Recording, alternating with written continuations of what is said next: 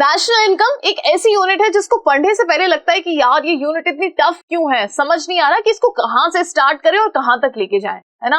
अक्सर ये चीज देखने को मिलती है, काफी बच्चे इस चीज को फेस करते हैं। अगर आप भी इस चीज को फेस करते हो नेशनल इनकम को पढ़ते समय तो बिल्कुल टेंशन मत लीजिए। आज के इस वीडियो के अंदर बच्चों आप बेसिक लेवल से स्टार्ट करोगे और हाई लेवल तक पहुंचोगे। लेकिन उससे पहले hello everyone, this is me Ayushi and I welcome you to Scoreshala. बच्चों इस वीडियो के अंदर अपन नेशनल इनकम तो समझने ही वाले हैं, बिल्कुल समझेंगे नेशनल इनकम, लेकिन इकोनॉमिक्स का बेस क्या है यहाँ से अपन स्टार्ट करेंगे और फिर धीरे धीरे करके नेशनल इनकम की जो हाईएस्ट पॉइंट है वहां तक अपन पहुंचेंगे। ठीक है, आप लोगों को क्या करना है कि इस पूरे वीडियो को शुरू से लेकर के लास्ट तक लग के देखना है, क्योंकि बहुत सी ऐसी चीजें होंगी जो कि आपको अभी यहाँ पे रिवाइज करना बहुत जरूरी है। देखो, हमें ये चीज पता है कि हाफ ईयरली के अंदर नेशनल इनकम हमारा आ रहा है, ठीक है। साथ ही में बहुत से ऐसे कॉन्सेप्ट होते हैं देखो नेशनल इनकम से रिलेटेड, जैसे अपन गुड्स के बारे में बात करते हैं, अपन इनकम के बारे में बात करते हैं, अपन अपनी इकोनॉमी के बारे में बात करते हैं। तो ये छोटी छोटी ऐसी चीजें हैं जिन पे पूरे चैप्टर्स बने हुए हैं।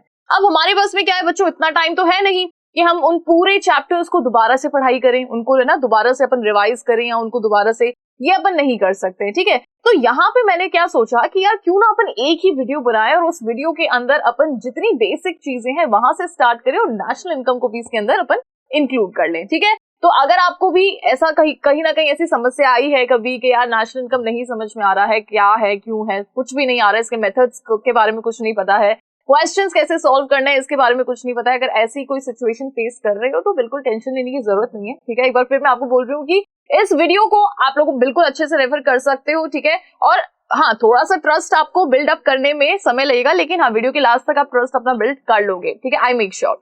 चलिए, अब यहाँ पे बच्चों देखो नेशनल इनकम जो है वो किसका पार्ट है, अपना मैक्रो इकोनॉमिक्स का पार्ट है। तो सबसे पहली चीज जो कि अपन को पता होनी चाहिए वो ये है कि भाई मैक्रो इकोनॉमिक्स हमारा क्या है। मैक्रो इकोनॉमिक्स के बारे में अपन बात करें तो मैक्रो इकोनॉमिक्स क्या है इसके बारे में हमें बात पता होनी चाहिए। देखो, इकोनॉमिक्स के हमारी दो पार्ट्स होते हैं, ठीक है, एक होती है माइक्रो इकोनॉमिक्स और एक होती है मैक्रो इकोनॉमिक्स, राइट। एक हमने किस बारे में बात करी, एक होती है बच्चों माइक्रो इकोनॉमिक्स और दूसरी होती है मैक्रो इकोनॉमिक्स, जिसके बारे में अपन यहाँ पे बात करेंगे। माइक्रो मतलब क्या होता है, स्मॉल, ठीक है, micro means small. So small का मतलब यहाँ पे ये है बच्चों कि जब भी अपन इकोनॉमिक्स की जो भी टर्म्स होती हैं, जो भी कॉन्सेप्ट्स होते हैं, जब उन्हें अपन स्मॉल लेवल पे पढ़ते हैं, जैसे इंडिविजुअल्स इनकम, इंडिविजुअल्स डिमांड, ठीक है, इंडिविजुअल सप्लाई, इंडिविजुअल एम्प्लॉयमेंट, जब अपन एक स्मॉल यूनिट में इन सब चीजों को पढ़ते हैं तो उसको अपन कंसिडर करते हैं बच्चों किसमें, माइक्रो के अंदर।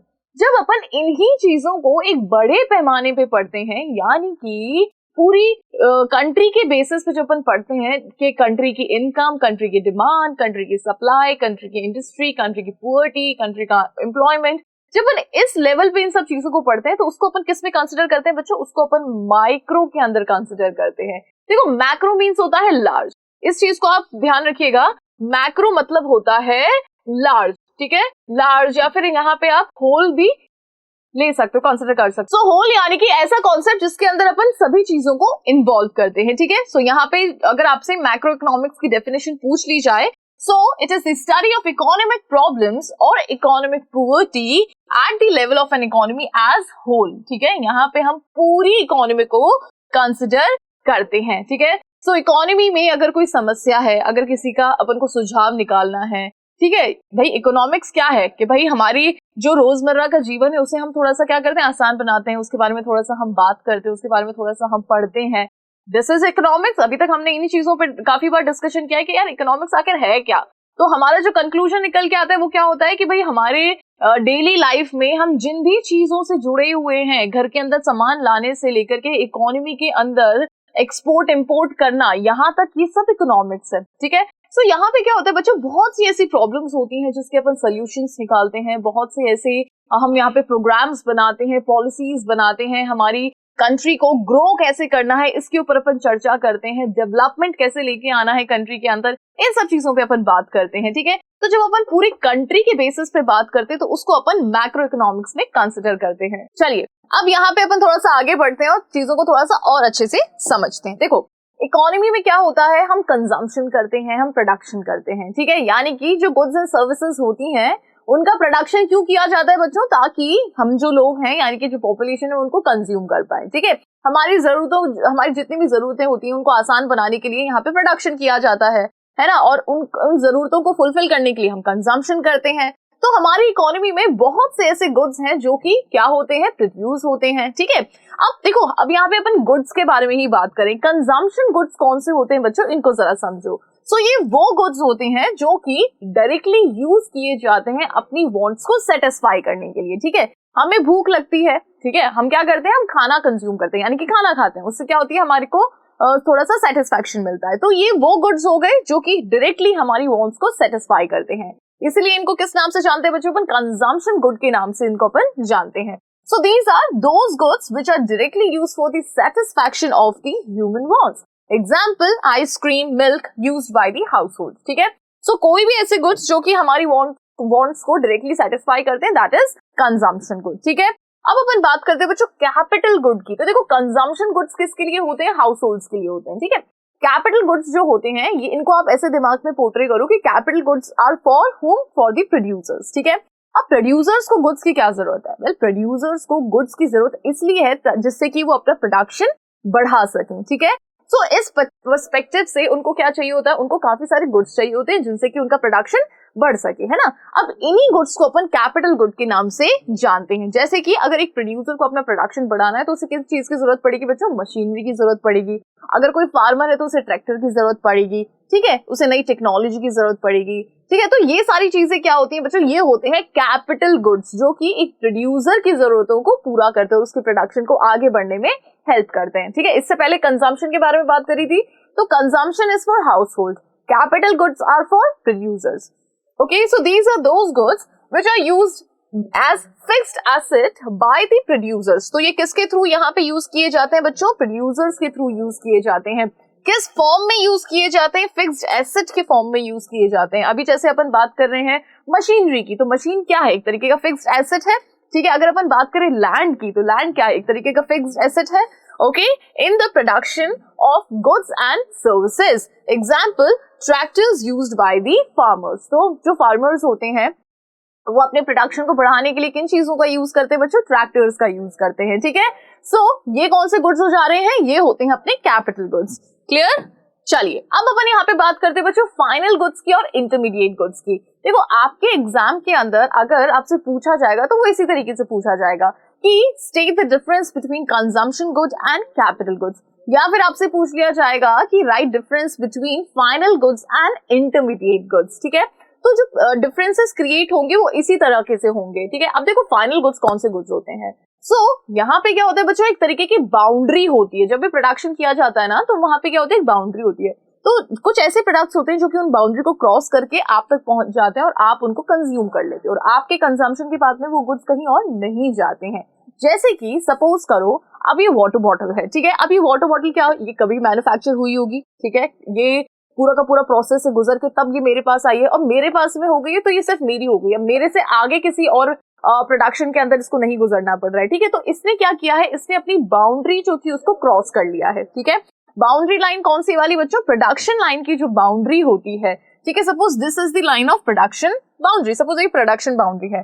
तो काफी ऐसे गुड्स होते हैं जो कि इस प्रोडक्शन बाउंड्री के इस तरफ होते हैं। तो इसका मतलब क्या है कि अभी ये किसमें है बच्चों, अभी ये प्रोसेस के अंदर है, ठीक है। अब जब ये प्रोसेस हो गए तो ये कहां पे आ जाएंगे, ये प्रोडक्शन लाइन के इस तरफ आ जाएंगे, और जैसे ही ये प्रोडक्शन लाइन के इस तरफ आ जाएंगे तो इसका मतलब क्या है, ये कहां पहुंच गए, ये पहुंच गए अपने फाइनल यूजर्स की तरफ। और फाइनल यूजर्स के पास पहुंचने का मतलब क्या है कि अब फाइनल यूजर्स के आगे ये कहीं नहीं जा रहे हैं, ठीक है। अब जैसे वाटर बॉटल जो है ये मेरे पास आ चुकी है, अब मेरे पास से इसको और किसी तरीके के प्रोडक्शन से नहीं गुजरना है, ठीक है। ये बस ये बॉटल मेरे पास आ गई, मैं इसकी फाइनल यूजर हूँ, ठीक है। और यही गुड क्या कहलाएगा, ये गुड कहलाएगा फाइनल गुड, ठीक है। जब कोई भी गुड अपने फाइनल यूजर्स तक पहुंच जाता है तो उसे अपन फाइनल गुड कह देते हैं, ओके।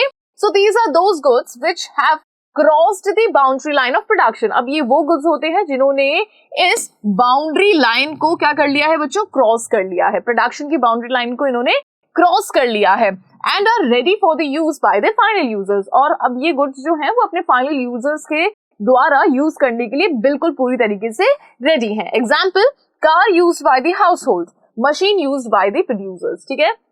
सो यहाँ पे क्या होता है बच्चों, इनको अपन फाइनल गुड्स के नाम से जानते हैं। अब देखो, अब अपने सामने आता है बच्चों इंटरमीडिएट गुड्स। सो इंटरमीडिएट गुड्स कौन से गुड्स होते हैं, एक बार वापस अपन पीछे चलते हैं। देखो ये वाले जो गुड्स थे ना, ये लाइन से ऊपर वाले, प्रोडक्शन लाइन से ऊपर वाले जो गुड्स थे, यानी कि अभी भी वो गुड्स जो कि प्रोडक्शन लाइन के अंदर में है, अभी प्रोडक्शन प्रोसेस से गुजर रहे हैं, सो उनको अपन किस नाम से जानते हैं बच्चों? इंटरमीडिएट गुड्स के नाम से उनको अपन जानते हैं। ठीक है, so the goods which have not yet crossed the boundary line of production. So these are those goods which are within the boundary line of production and not ready for the use by their final users. और अभी भी ये जो goods हैं वो अपने final users के through use करने के लिए ready नहीं हुए हैं। Okay? These goods are purchased for the further sale. अब ये वाले जो goods हैं उनको further sale यानी कि आगे और production के लिए इनको खरीदा जाता है और इनको as a raw material यहाँ पे use किया जाता है। सपोज करो कि मैं क्या करती हूँ, मैं लकड़ी लेके आती हूँ, लकड़ी खरीद के लेके आती हूँ, फिर मैं उसको मैन्युफैक्चर करती हूँ, फिर चेयर बनाती हूँ और फिर लोगों तक मैं सप्लाई करती हूँ। ठीक है, तो लकड़ी मैं क्या करती हूँ, लकड़ी खरीद के लाती हूँ, तो लकड़ी is what? Intermediate good to me. ठीक है, वो मेरे लिए एक इंटरमीडिएट गुड हो गया, क्योंकि अभी भी उसको मैं क्या कर रही हूँ, उसको मैं प्रोसेस करूंगी, एक चेयर बनाऊंगी, एक टेबल बनाऊंगी, फिर उसके बाद में क्या करूंगी कि मतलब चेयर जब मैं उसको बना रही हूँ तो उसमें मैं क्या कर रही हूँ, वैल्यू ऐड कर रही हूँ कुछ, है ना, उसके अंदर वैल्यू जनरेट कर रही हूँ। अब एज इट इज लकड़ी तो मैं नहीं उठा के दे सकती ना, जो भी मेरे पास में कस्टमर्स आएंगे, बिल्कुल नहीं दे सकती। मुझे उसको क्या करना पड़ेगा, उस पीस ऑफ वुड को मुझे उसको थोड़ा सा मॉडिफाई करना पड़ेगा, उसको यूज करने लायक बनाना पड़ेगा। तो जैसे मैंने उसको उस तरीके से मॉडिफाई किया, उसके अंदर थोड़ा सा मैंने वैल्यू ऐड करी, तो फिर वो क्या होगा कि फिर उसने अपनी जो बाउंड्री लाइन है वो क्रॉस कर ली और फिर वो अपने फाइनल यूजर्स तक पहुंच जाएगा। ठीक है, सो इंटरमीडिएट गुड्स जो होते हैं वो as a raw material use किए जाते हैं in the production process. Clear? So I hope ये भी आपको समझ में आ गया होगा। वेल, देखो यहाँ पे इसका भी एक एग्जाम्पल है, wood purchased by a carpenter to make chairs और wood purchase by a timber merchant for resale. ठीक है, सो यहाँ पे क्या हुआ है, या तो एक कारपेंटर ने लकड़ी खरीदी है या फिर एक टिम्बर मर्चेंट ने रीसेल के लिए लकड़ी खरीदी है। तो मतलब यहाँ पे क्या हो रहा है कि प्रोडक्शन अभी खत्म नहीं हुआ है, अपने फाइनल यूजर्स तक पहुंचा नहीं है, अभी भी इसके अंदर थोड़ा सा वैल्यू ऐड करना, जनरेट करना बाकी है। ठीक है, चलिए अब यहाँ पे अपन बात करते हैं बच्चों ग्रॉस गुड्स के बारे में। तो ग्रॉस गुड्स कौन से गुड्स होते हैं, इसको जरा समझो। काफी बार क्या होता है कि ये जो टर्म है वो अपने मतलब ऐसे बुक्स वगैरह में सामने आती नहीं है।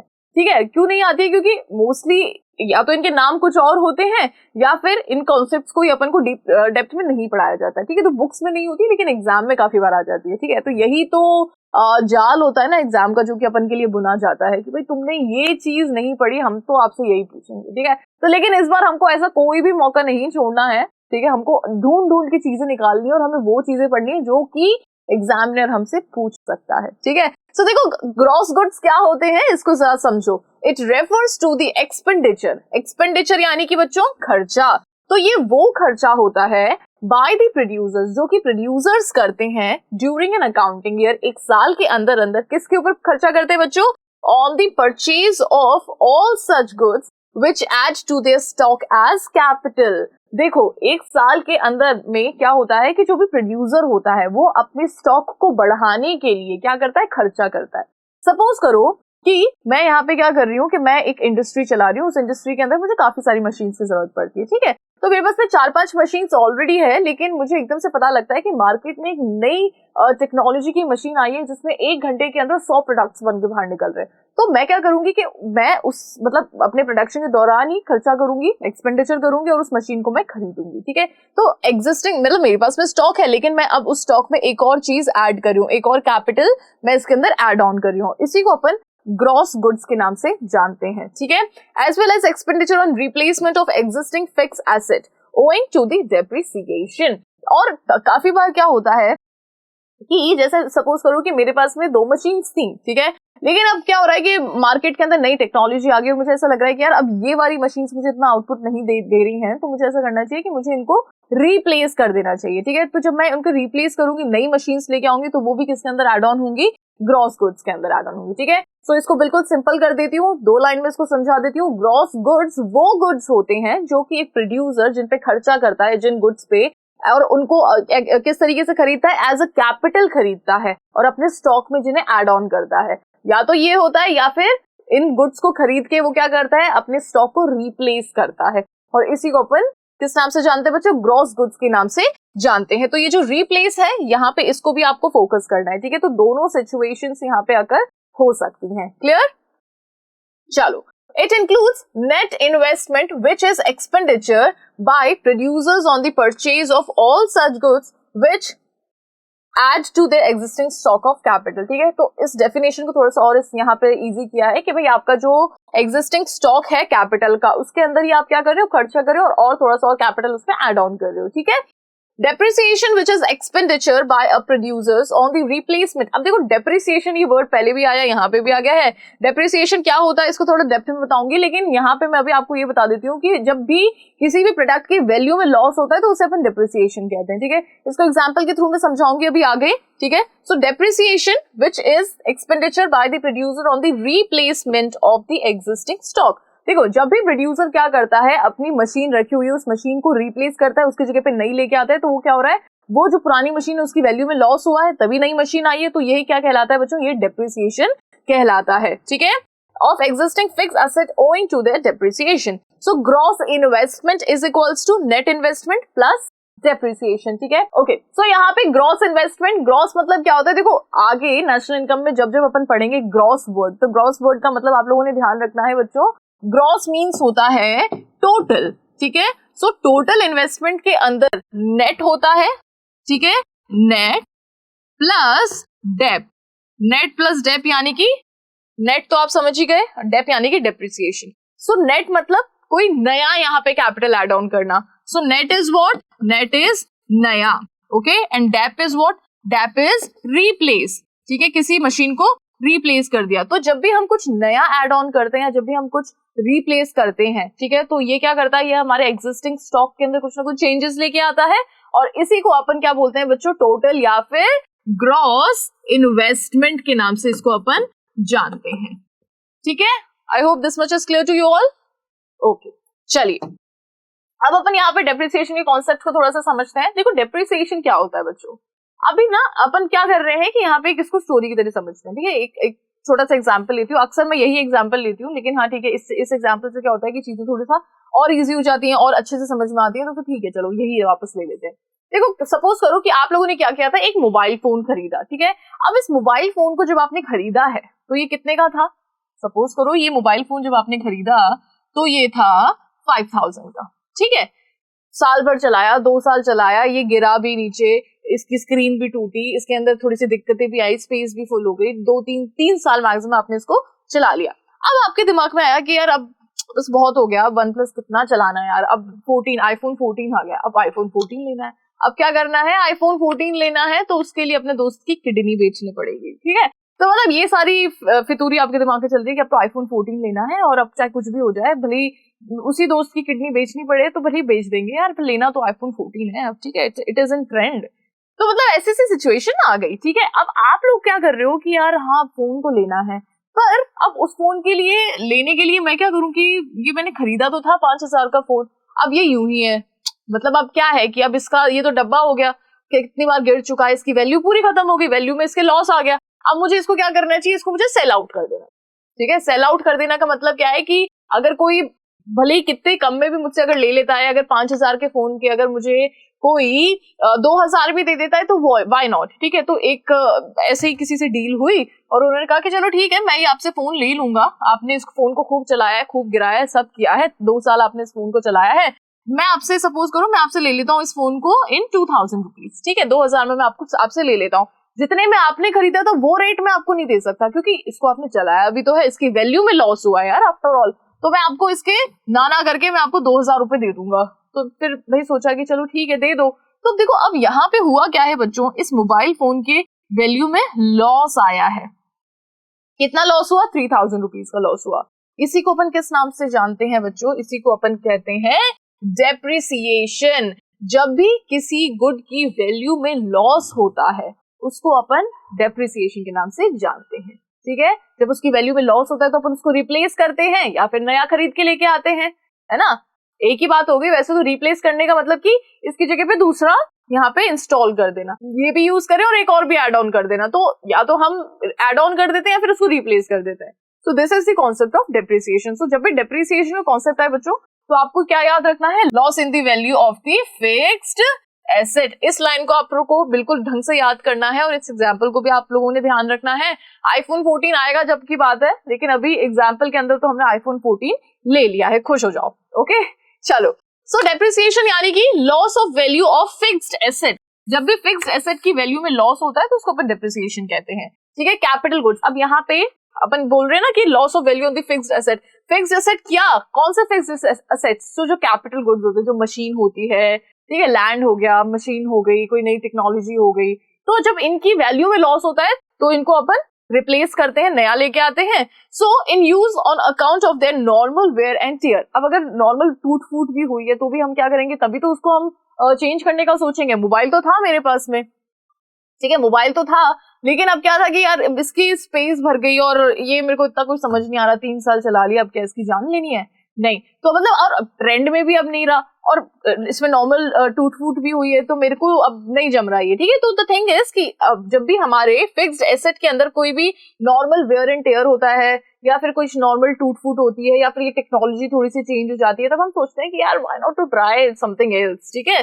So as well as accidental damages and expected obsolescence. Obsolescence मतलब एक्सपेक्टेड ऑब्सोलेसेंस यानी कि ये जो टेक्नोलॉजी है ये अब क्या हो गई है, ये अब पुरानी हो गई है, मार्केट के अंदर नई आ गई है, तो जो नया आ गया लोग उसको फॉलो करना चाहेंगे ना, पुराना तो अब कौन फॉलो करना चाहेगा, कोई फॉलो नहीं करना चाहेगा, ठीक है। आईफोन जो छोटा सा आता था 5S के, अब वो मार्केट में आपको कहीं दिखेगा, कहीं नहीं दिखेगा, ठीक है। अब आपको क्या दिखेगा, अब आपको 14 दिखेगा। ओके, तो यहाँ पे डेप्रिसिएशन का मतलब क्या है ये आई होप कि आप लोग अच्छे से समझ चुके होंगे, ठीक है।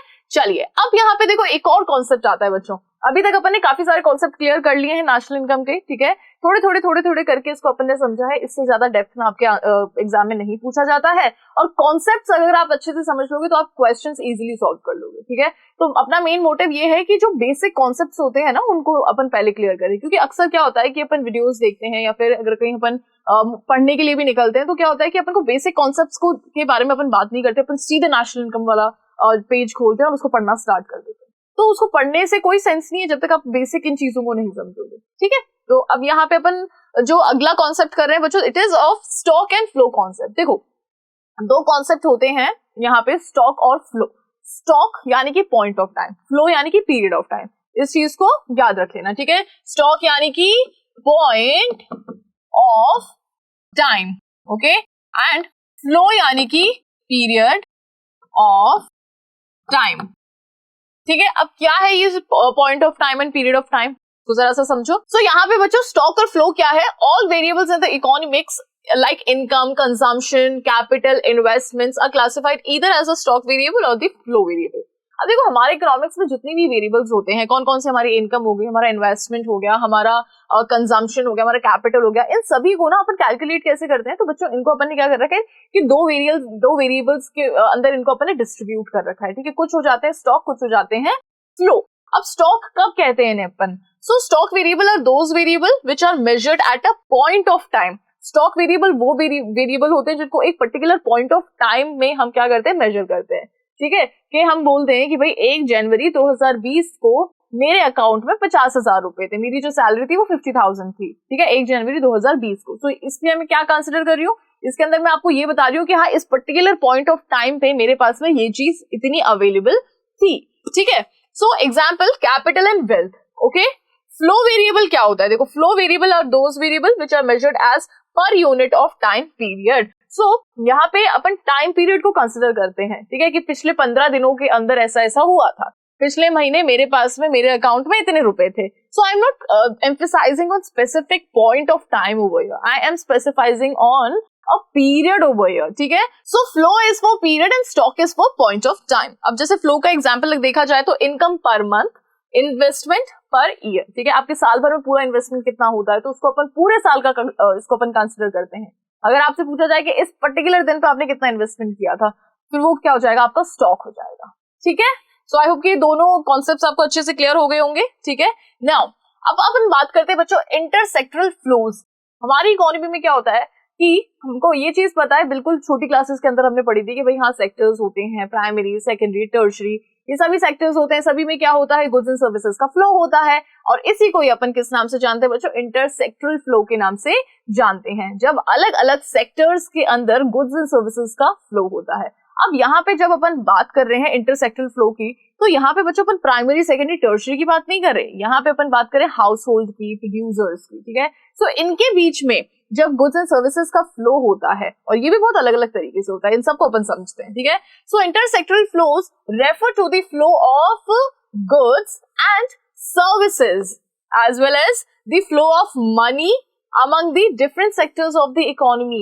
So अलग अलग सेक्टर्स, इकोनॉमी के अलग अलग सेक्टर्स के अंदर जब गुड्स, सर्विसेज, मनी इनका फ्लो होता है तो उसे अपन इंटरसेक्टरल फ्लो के नाम से जानते हैं। ओके, अभी इसको थोड़ा सा डेप्थ में भी आपको समझ में आएगा। देखो, जब अपन सिर्फ गुड्स एंड सर्विसेज की बात करते हैं, देखना इसको थोड़ा सा ना ध्यान देना, जब भी अपन सिर्फ गुड्स एंड सर्विसेज की बात करते हैं कि भाई सिर्फ गुड्स एंड सर्विसेज क्या हो रही है, फ्लो हो रही है। कैसे हो रही है कि देखो, हाउस होल्ड जो है वो क्या कर रहा है, वो सर्विस दे रहा है, ठीक है, और जो प्रोड्यूसर है वो क्या दे रहा है बदले में, वो गुड्स दे रहा है। तो जब इन चीजों का फ्लो होता है तो इसको अपन किस नाम से जानते हैं बच्चों, इसको अपन रियल फ्लो के नाम से जानते हैं, ठीक है। अब ये जो फ्लोज है ना बच्चों, ये दो तरीके के होते हैं, रियल फ्लो और मनी फ्लो। याद आ रहा है कुछ कुछ? रियल फ्लो यानी कि जब भी इकोनॉमी में क्या हो रहा है, सर्कुलेशन हो रहा है गुड्स एंड सर्विसेज का, ठीक है। और मनी फ्लो के अंदर अपन मनी की बात करते हैं कि जब भी सेक्टर्स के अंदर मनी का जो फ्लो होता है, ठीक है, तो एक क्या कर रहा है, एक इन्वेस्टमेंट कर रहा है, मतलब एक क्या कर रहा है, एक अपना इन्वेस्टमेंट कर रहा है, दूसरा क्या कर रहा है, उनको पे कर रहा है, ठीक है। तो ये भी अपन आगे बात करेंगे। सो while the flow of money is called the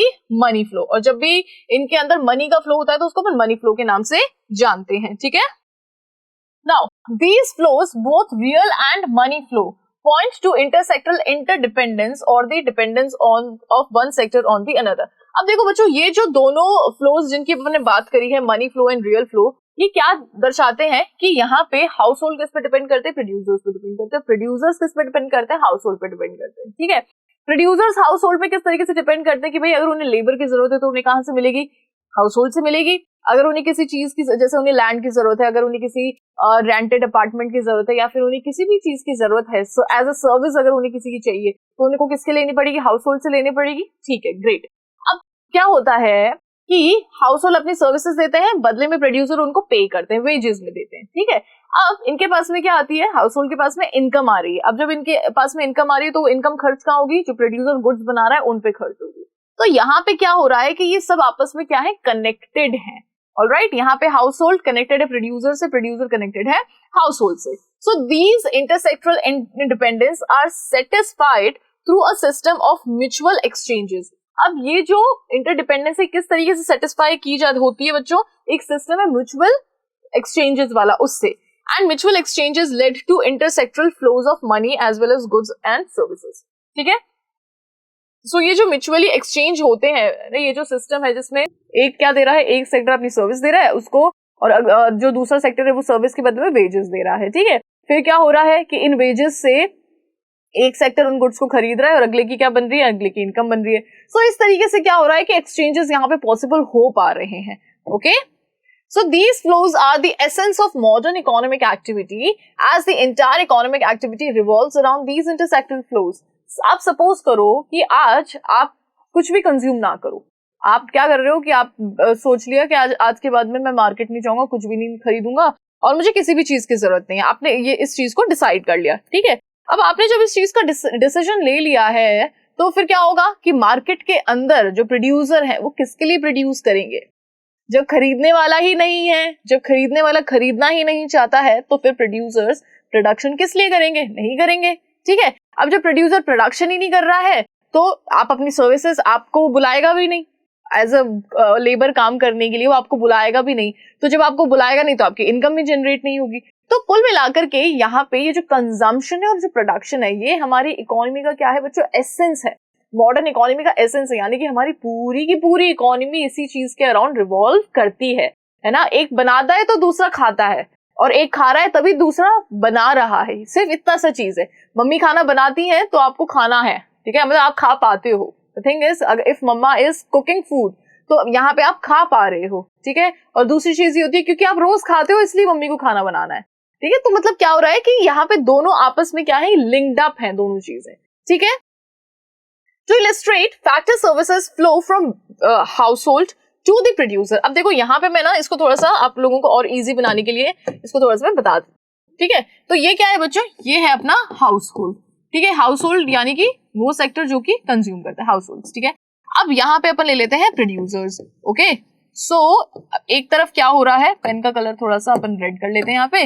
देखो हाउस होल्ड क्या देते हैं बच्चों, फैक्टर सर्विसेज देते हैं। हाउस होल्ड क्या देते हैं यहाँ पे, they are giving factor services. ठीक है, कोई लेबर की तरह काम कर रहा है, किसी ने अपनी जमीन दे दी, ठीक है, या फिर किसी ने पैसे लगा दिए, तो फैक्टर सर्विस की तरह यहाँ पे हाउस होल्ड अपना कॉन्ट्रीब्यूशन देते हैं। Okay, to the producer without which production activity is not possible. अगर ये फैक्टर सर्विसेज प्रोड्यूसर को नहीं मिलेगी तो क्या बच्चों यहाँ पे प्रोडक्शन हो पाएगा? आप खुद सोच के देखिए। प्रोड्यूसर को किसकी जरूरत पड़ती है? सबसे ज्यादा लेबर की जरूरत पड़ती है। लेबर इसको कहाँ से मिलती है? हाउस होल्ड से मिलती है। लेबर ही नहीं होगी तो क्या ये प्रोडक्शन कर पाएगा? अकेला आदमी क्या इतने मास में प्रोडक्शन कर सकता है? बिल्कुल नहीं कर सकता, राइट। चलिए अब यहाँ पे अपन बात करते हैं likewise factor income flow from the producers to the household. अब ये जो यहाँ पे हाउस होल्ड सर्विसेज दे रहे हैं, अब इनके बदले में इन्हें कुछ मिल रहा होगा तभी तो दे रहे हैं, तो इनको क्या मिलता है? यहाँ पे इनको मिलती है इनकम। ठीक है, फैक्टर इनकम। जो भी फैक्टर सर्विसेज ये दे रहे हैं उन फैक्टर इनकम को यहाँ पे हाउस होल्ड्स को दिया जाता है।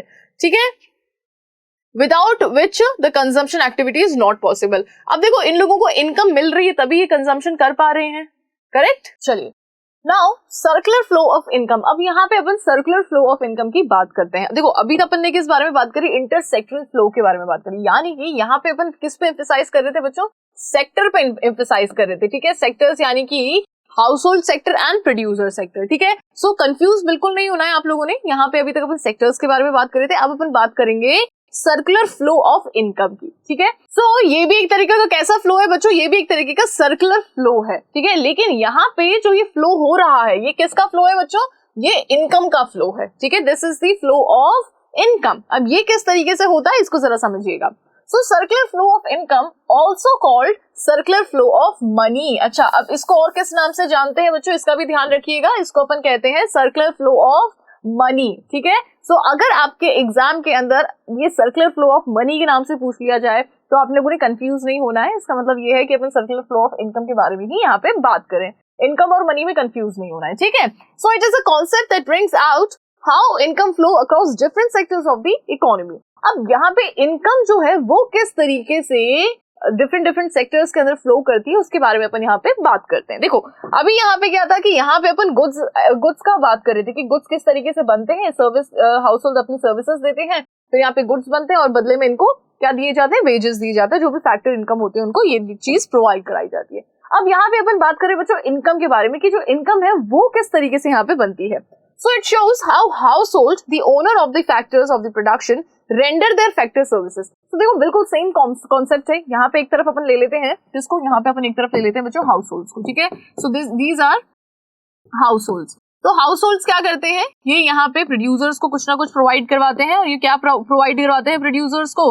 ये प्रोवाइड करवाते हैं बच्चों फैक्टर सर्विसेज। ठीक है, सो प्रोड्यूसर्स को हाउस होल्ड क्या देते हैं? फैक्टर सर्विसेज देते हैं to the producers or the producing units and in returns receive the payment in terms of factor income। और बदले में इनको क्या दी जाती है? फैक्टर इनकम दी जाती है। ठीक है, तो यहाँ पे इनको इनकम रिसीव होती है हाउस होल्ड्स को, और ये देते क्या है? ये अपनी सर्विसेज देते हैं। तो यहाँ पे क्या है बच्चों? बिल्कुल सेम कॉन्सेप्ट है जो कि अपन ने पिछली स्लाइड के अंदर बात करी थी। Okay, and in returns payment in terms of the factor incomes. जैसे कि पेमेंट किस तरीके से? जैसे अगर कोई हाउस होल्ड है तो उनकी कोई जमीन है, उस जमीन पे कोई प्रोड्यूसर अपना प्रोडक्शन कर रहा है तो बदले में उनको रेंट दे दिया, इंटरेस्ट पे कर दिया अब उनके कैपिटल के लिए, वेजेस दे दिया अगर कोई एज ए लेबर काम कर रहा है तो। ठीक है, और अगर एज ए कोई एंटरप्रेन्योर है तो उनको प्रॉफिट दे दिया उनका। ठीक है, तो बदले में इनको क्या मिलता है? हाउस होल्ड्स को क्या मिलता है? फैक्टर इनकम मिलती है। ठीक है, वो पहले अपनी फैक्टर सर्विसेज प्रोवाइड करवाते हैं और बदले में उनको फैक्टर इनकम मिलती है। ठीक है, तो कंफ्यूज बिल्कुल नहीं होना है। सेम इसी तरीके से हमारी जो इनकम भी है सर्कुलर इनकम वो भी वर्क करती है। ठीक है, दोनों एक तरीके से सेम ही चीज है। ओके, चलिए now it also shows how income in the form of rent, interest, profit and wages is spent on the purchase of goods and services from the producing units। अच्छा, अब ये इस चीज को भी बताता है कि जो हाउस होल्ड है ना, हाउस होल्ड को इनकम कैसे मिलती है बच्चों? हाउस होल्ड को इनकम मिलती है या तो इंटरेस्ट के फॉर्म में, रेंट के फॉर्म में, प्रॉफिट के फॉर्म में, वेजेस के फॉर्म में। अब इस इनकम को ये लोग क्या करते हैं? गुड्स एंड सर्विसेज पे खर्च करते हैं, मतलब कंजम्पशन के लिए गुड्स एंड सर्विसेज पे ये लोग स्पेंड करते हैं। ठीक है, अब हर यूनिट को खरीदने के लिए गुड्स एंड सर्विसेज पे ये लोग स्पेंड कर रहे हैं। ये स्पेंड कर कैसे पा रहे हैं? जब इनको रिसीव हो रही है इनकम, तभी ये स्पेंड कर पा रहे हैं। So in the entire process of production, income generation and expenditure, money flows continuously from one sector to the another. तो देखो, इस पूरे प्रोडक्शन और कंजम्पशन के सर्कल के अंदर होता क्या है, जो ये पूरा एंटायर प्रोसेस है, किसका प्रोसेस बच्चों? प्रोडक्शन का और इनकम जनरेशन का। ठीक है, यहाँ पे आप कंजम्पशन कहो या इनकम जनरेशन कहो, इनकम जनरेट हो रही है तभी तो आप कंज्यूम कर पा रहे हो। तो यहाँ पे जो ये पूरा प्रोसेस है ना, किसका? प्रोडक्शन का और इनकम जनरेशन का, एंड एक्सपेंडिचर का और खर्चे का, ठीक है, और मनी फ्लो का, ये क्या रहता है? ये कंटिन्यूअस रहता है। किसके अंदर रहता है? सभी सेक्टर्स के बीच में। ओके, यानी कि यहाँ पे प्रोड्यूसर्स प्रोड्यूस करता है, बदले में इनकम देता है, उस इनकम से क्या हो रहा है? इनकम से खर्चा किया जाता है और इस तरीके से मनी फ्लो वर्क करता है। ठीक है, सो इनको इन टर्म्स के साथ में अगर आप रिलेट करके इस सर्कल को समझोगे तो आपको ज्यादा अच्छे से समझ में आ जाएगा, और इसके अंदर और कुछ भी नहीं है। ठीक है, इंटायर प्रोसेस, पूरा प्रोसेस आप समझ चुके हो। प्रोडक्शन जो कि प्रोड्यूसर कर रहा है, इनकम जनरेशन जो कि हाउस होल्ड्स को मिल रही है, इनकम जनरेट होने के बाद में वो लोग खर्चा कर रहे हैं, एक्सपेंडिचर कर रहे हैं, और मनी फ्लो इस तरीके से सेक्टर्स में सर्कुलेट होता जा रहा है। ओके, चलिए, द प्रोसेस नेवर स्टॉप। अब ये जो प्रोसेस है ये कभी भी नहीं रुकता है, hence it is called circular flow of money और सर्कुलर फ्लो ऑफ इनकम। इसीलिए इसको अपन या तो बोलते हैं सर्कुलर फ्लो ऑफ मनी, या फिर अपन इसको क्या बोलते हैं? Circular flow of income. ठीक है, ये जो प्रोसेस है ये कभी भी नहीं रुकता है। ये देखो, यहाँ पे आपको और अच्छे से समझाया गया है। एक तरफ क्या ले लिया बच्चों? हाउस होल्ड ले लिया, दूसरी तरफ फर्म्स ले ली। ठीक है, अब देखो, हाउस होल्ड क्या दे रहे हैं बच्चों? यहाँ पे फैक्टर्स फॉर द प्रोडक्शन दे रहे हैं, यानी कि फैक्टर सर्विसेज दे रहे हैं। बदले में इनको क्या मिल रहा है? बदले में यहाँ पे गुड्स एंड सर्विसेज इनको प्रोवाइड की जा रही है। ठीक है, अब देखो, कंज्यूमर क्या करता है? इनके गुड्स पे खर्चा करता है, और इनको क्या मिलते हैं? जो भी इनके फैक्टर पेमेंट्स होती है, फैक्टर इनकम होती है, वो इनको बदले में दी जाती है। ठीक है, सो यहाँ पे इससे आप बहुत अच्छे से समझ सकते हो इस डायग्राम के थ्रू। क्लियर? सो यहाँ पे ये जो सर्कुलर फ्लो है आपका वो खत्म होता है। चलिए, अब अपन यहाँ पे आगे बात करते हैं थोड़ी सी कुछ और। यहाँ पे अपन बात करते हैं बच्चों concepts relating to the national income. अब नेशनल इनकम से रिलेटेड जो थोड़े बहुत कॉन्सेप्ट्स हैं उनको थोड़ा सा अपन समझते हैं, जिसमें सबसे पहले आता है domestic income and national income. अब इन दोनों के अंदर ही कॉमन क्या है भाई? डोमेस्टिक इनकम और नेशनल इनकम, इन दोनों के अंदर कॉमन क्या चीज है? So both domestic income and national income include factor incomes only. देखो, इन दोनों ही इनकम्स के अंदर कौन सी इनकम इंक्लूड होती है? सिर्फ और सिर्फ फैक्टर इनकम्स इंक्लूड होती है। फैक्टर इनकम में भी कौन सी आ जाती है बच्चों? रेंट आ जाता है, इंटरेस्ट आ जाता है, प्रॉफिट आ जाता है, और वेजेस आ जाते हैं। ठीक है, ये फैक्टर ऑफ इनकम जो हैं ये आपको बिल्कुल भूलना नहीं है, इसको आपको बहुत अच्छे से ध्यान रखना है। कौन कौन सी हैं? देखो, रेंट, ठीक है, जो कि किस में मिलता है? लैंड पे। सो इंटरेस्ट किस पे मिलता है? कैपिटल पे। ठीक है, प्रॉफिट किसको मिलता है? एंटरप्रेन्योर्स को। ठीक है, एंटरप्रेन्योर्स को प्रॉफिट मिलता है। वेजेस किसको मिलते हैं? लेबर को। सो जो भी मैंने ये रेड से यहाँ पे लिखा, ये सारे हो जाते हैं आपके फैक्टर्स ऑफ प्रोडक्शन, और जो भी ग्रीन में अपन ने सर्कल किया ये क्या हो जाती है? फैक्टर इनकम हो जाती है। ठीक है, यानी कि इन ये जो फैक्टर ऑफ प्रोडक्शन है ये यूज किए जाते हैं प्रोडक्शन के दौरान, और बदले में इनको ये जो अपन ने ग्रीन सर्कल किए हैं ये इनको इनकम के रूप में दी जाती है। ठीक है, सो आई होप कि ये आपको समझ में आ गया होगा। तो कॉमन क्या है, चाहे अपन डोमेस्टिक इनकम की बात करें चाहे अपन नेशनल इनकम की बात करें, जिस इनकम को अपन कंसिडर करते हैं वो होती है ये वाली इनकम। ओके, सो यहाँ पे अपन इन दोनों के बीच में कॉमन क्या है इसके बारे में बात कर लिया। अब अपन यहाँ पे बात करते हैं कि डोमेस्टिक इनकम और नेशनल इनकम के बीच में डिफरेंस क्या है, what is the difference between the both. ठीक है, सो देखो, यहाँ पे इसको पढ़ने से पहले मैं आपको ये जो आपको एक फिगर दिख रहा होगा इसको मैं आपको समझाना चाहती हूँ। ठीक है, देखो बच्चों, यहाँ पे क्या है कि कुछ ऐसे लोग हैं, कुछ आपको ऐसी मुंडियां दिख रही होंगी जो लाल और हरे रंग की है, जो कि एक किसके अंदर? एक टेरिटरी के अंदर है। ठीक है, एक टेरिटरी के अंदर है। अब देखो, ये जो टेरिटरी है ना, ये जो ब्लैक वाली टेरिटरी है, दिस वन। ठीक है, ये यहां से लेकर के ये पूरी, ये जो टेरिटरी है इसके अंदर कितने सारे लोग रहते हैं? ठीक है, अब ये जो रेड वाले हैं वो कौन हो जाते हैं? नॉन रेजिडेंट हो जाते हैं, और ग्रीन वाले जो हैं वो कौन हो जाते हैं? हमारे रेजिडेंट हो जाते हैं, मतलब हमारे कंट्री के लोग, और नॉन रेजिडेंट जो कि दूसरे कंट्री के लोग हैं। क्लियर? ठीक है, अब देखो बच्चों, यहाँ पे ये चीज है कि जब अपन डोमेस्टिक इनकम की बात करते हैं तो उसके अंदर अपन किसको कंसिडर करते हैं बच्चों? डोमेस्टिक टेरिटरी को इसके अंदर अपन कंसिडर करते हैं। ठीक है, डोमेस्टिक टेरिटरी को अपन कंसिडर करते हैं when we talk about domestic income. अब डोमेस्टिक टेरिटरी के अंदर तो रेजिडेंट भी रहते हैं, नॉन रेजिडेंट भी रहते हैं, तो अपन फिर अब क्या करते हैं कि क्या नॉन रेजिडेंट की इनकम को भी यहाँ पे अपन ऐड ऑन कर लेते हैं? बिल्कुल कर लेते हैं। अगर अपन को डोमेस्टिक इनकम काउंट करनी है तो इसमें अपन ये इसकी इनकम, इसकी इनकम, इसकी मतलब ये जितने लोग हैं सबकी इनकम को अपन ऐड ऑन कर लेंगे और हमारे पास में डोमेस्टिक इनकम आ जाएगी। यानी कि इस टेरिटरी के अंदर जितने लोग हैं सबकी इनकम को ऐड ऑन कर लेंगे, नो मैटर्स कि वो रेजिडेंट है, नो मैटर्स वो नॉन रेजिडेंट है, तो हमारी क्या आ जाएगी? डोमेस्टिक इनकम आ जाएगी। क्लियर? चलिए अब यहाँ पे बात करते हैं अपन कि जब हमें नेशनल इनकम काउंट करनी है। नेशनल इनकम नाम से पता चल रहा है कि जो हमारे नेशन के लोग हैं हमें सिर्फ और सिर्फ उनकी इनकम काउंट करनी है। ठीक है, अब उसके लिए क्या करना है कि उसके अंदर हम जैसे ये भैया ये डोमेस्टिक टेरिटरी के अंदर जितने भी ग्रीन हैं उनकी इनकम, हमारी डोमेस्टिक टेरिटरी के बाहर जितने भी ग्रीन हैं इनकी इनकम।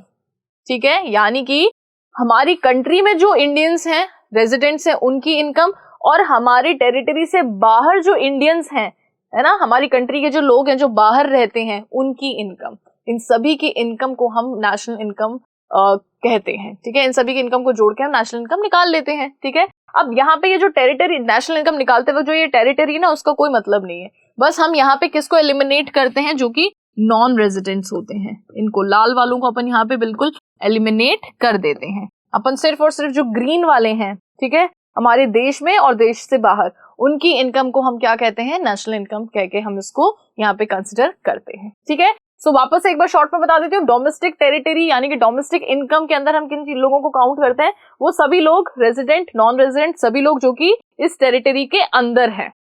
नेशनल इनकम काउंट करते हैं जब हम, तो हम उसके अंदर हमारे रेजिडेंट्स, नो मैटर वो हमारी टेरिटरी में है या हमारी टेरिटरी से बाहर है, सिर्फ और सिर्फ हमारे रेजिडेंट्स को हम यहाँ पे काउंट करते हैं। ठीक है, यहाँ पे हम ये जो नॉन रेजिडेंट्स हैं इनको हम बिल्कुल ही हटा देते हैं। Done?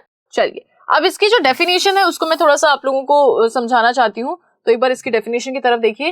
So while domestic income is the sum total of factor incomes generated in the domestic territory. ठीक है, जब अपन डोमेस्टिक इनकम की बात करते हैं तो डोमेस्टिक टेरिटरी आप ध्यान रखिएगा, okay, of a country. National income, और नेशनल इनकम की जब अपन बात करते हैं, सो it is the sum total factors income generated by normal residents. अब यहाँ पे नॉर्मल रेजिडेंट्स कौन हो गए बच्चों? नॉर्मल रेजिडेंट्स हो गए ये ग्रीन वाले, ठीक है, जो कि हमारे रेजिडेंट्स हैं। ओके, सो यहाँ पे फैक्टर इनकम जो कि हमारे नॉर्मल रेजिडेंट्स अर्न करते हैं of a country within a domestic territory और the rest of the world. तो अब ये जो नॉर्मल रेजिडेंट है वो इस डोमेस्टिक टेरिटरी के अंदर भी हो सकते हैं और रेस्ट ऑफ द वर्ल्ड के अंदर भी हो सकते हैं, यानी कि इस टेरिटरी में भी हो सकते हैं और ये बाहर भी हो सकते हैं। ठीक है, ऑलराइट, चलिए अब यहाँ पे अपन बात करते हैं concepts relating to national income. National income से रिलेटेड और कौन कौन से कंसेप्ट होते हैं उनके बारे में थोड़ा सा और यहाँ पे अपन बात करते हैं। देखो, ग्रॉस और नेट का कॉन्सेप्ट आ गया यहाँ पे। ग्रॉस मतलब मैंने आपको शुरू में ही बता दिया था, ग्रॉस यानी कि टोटल।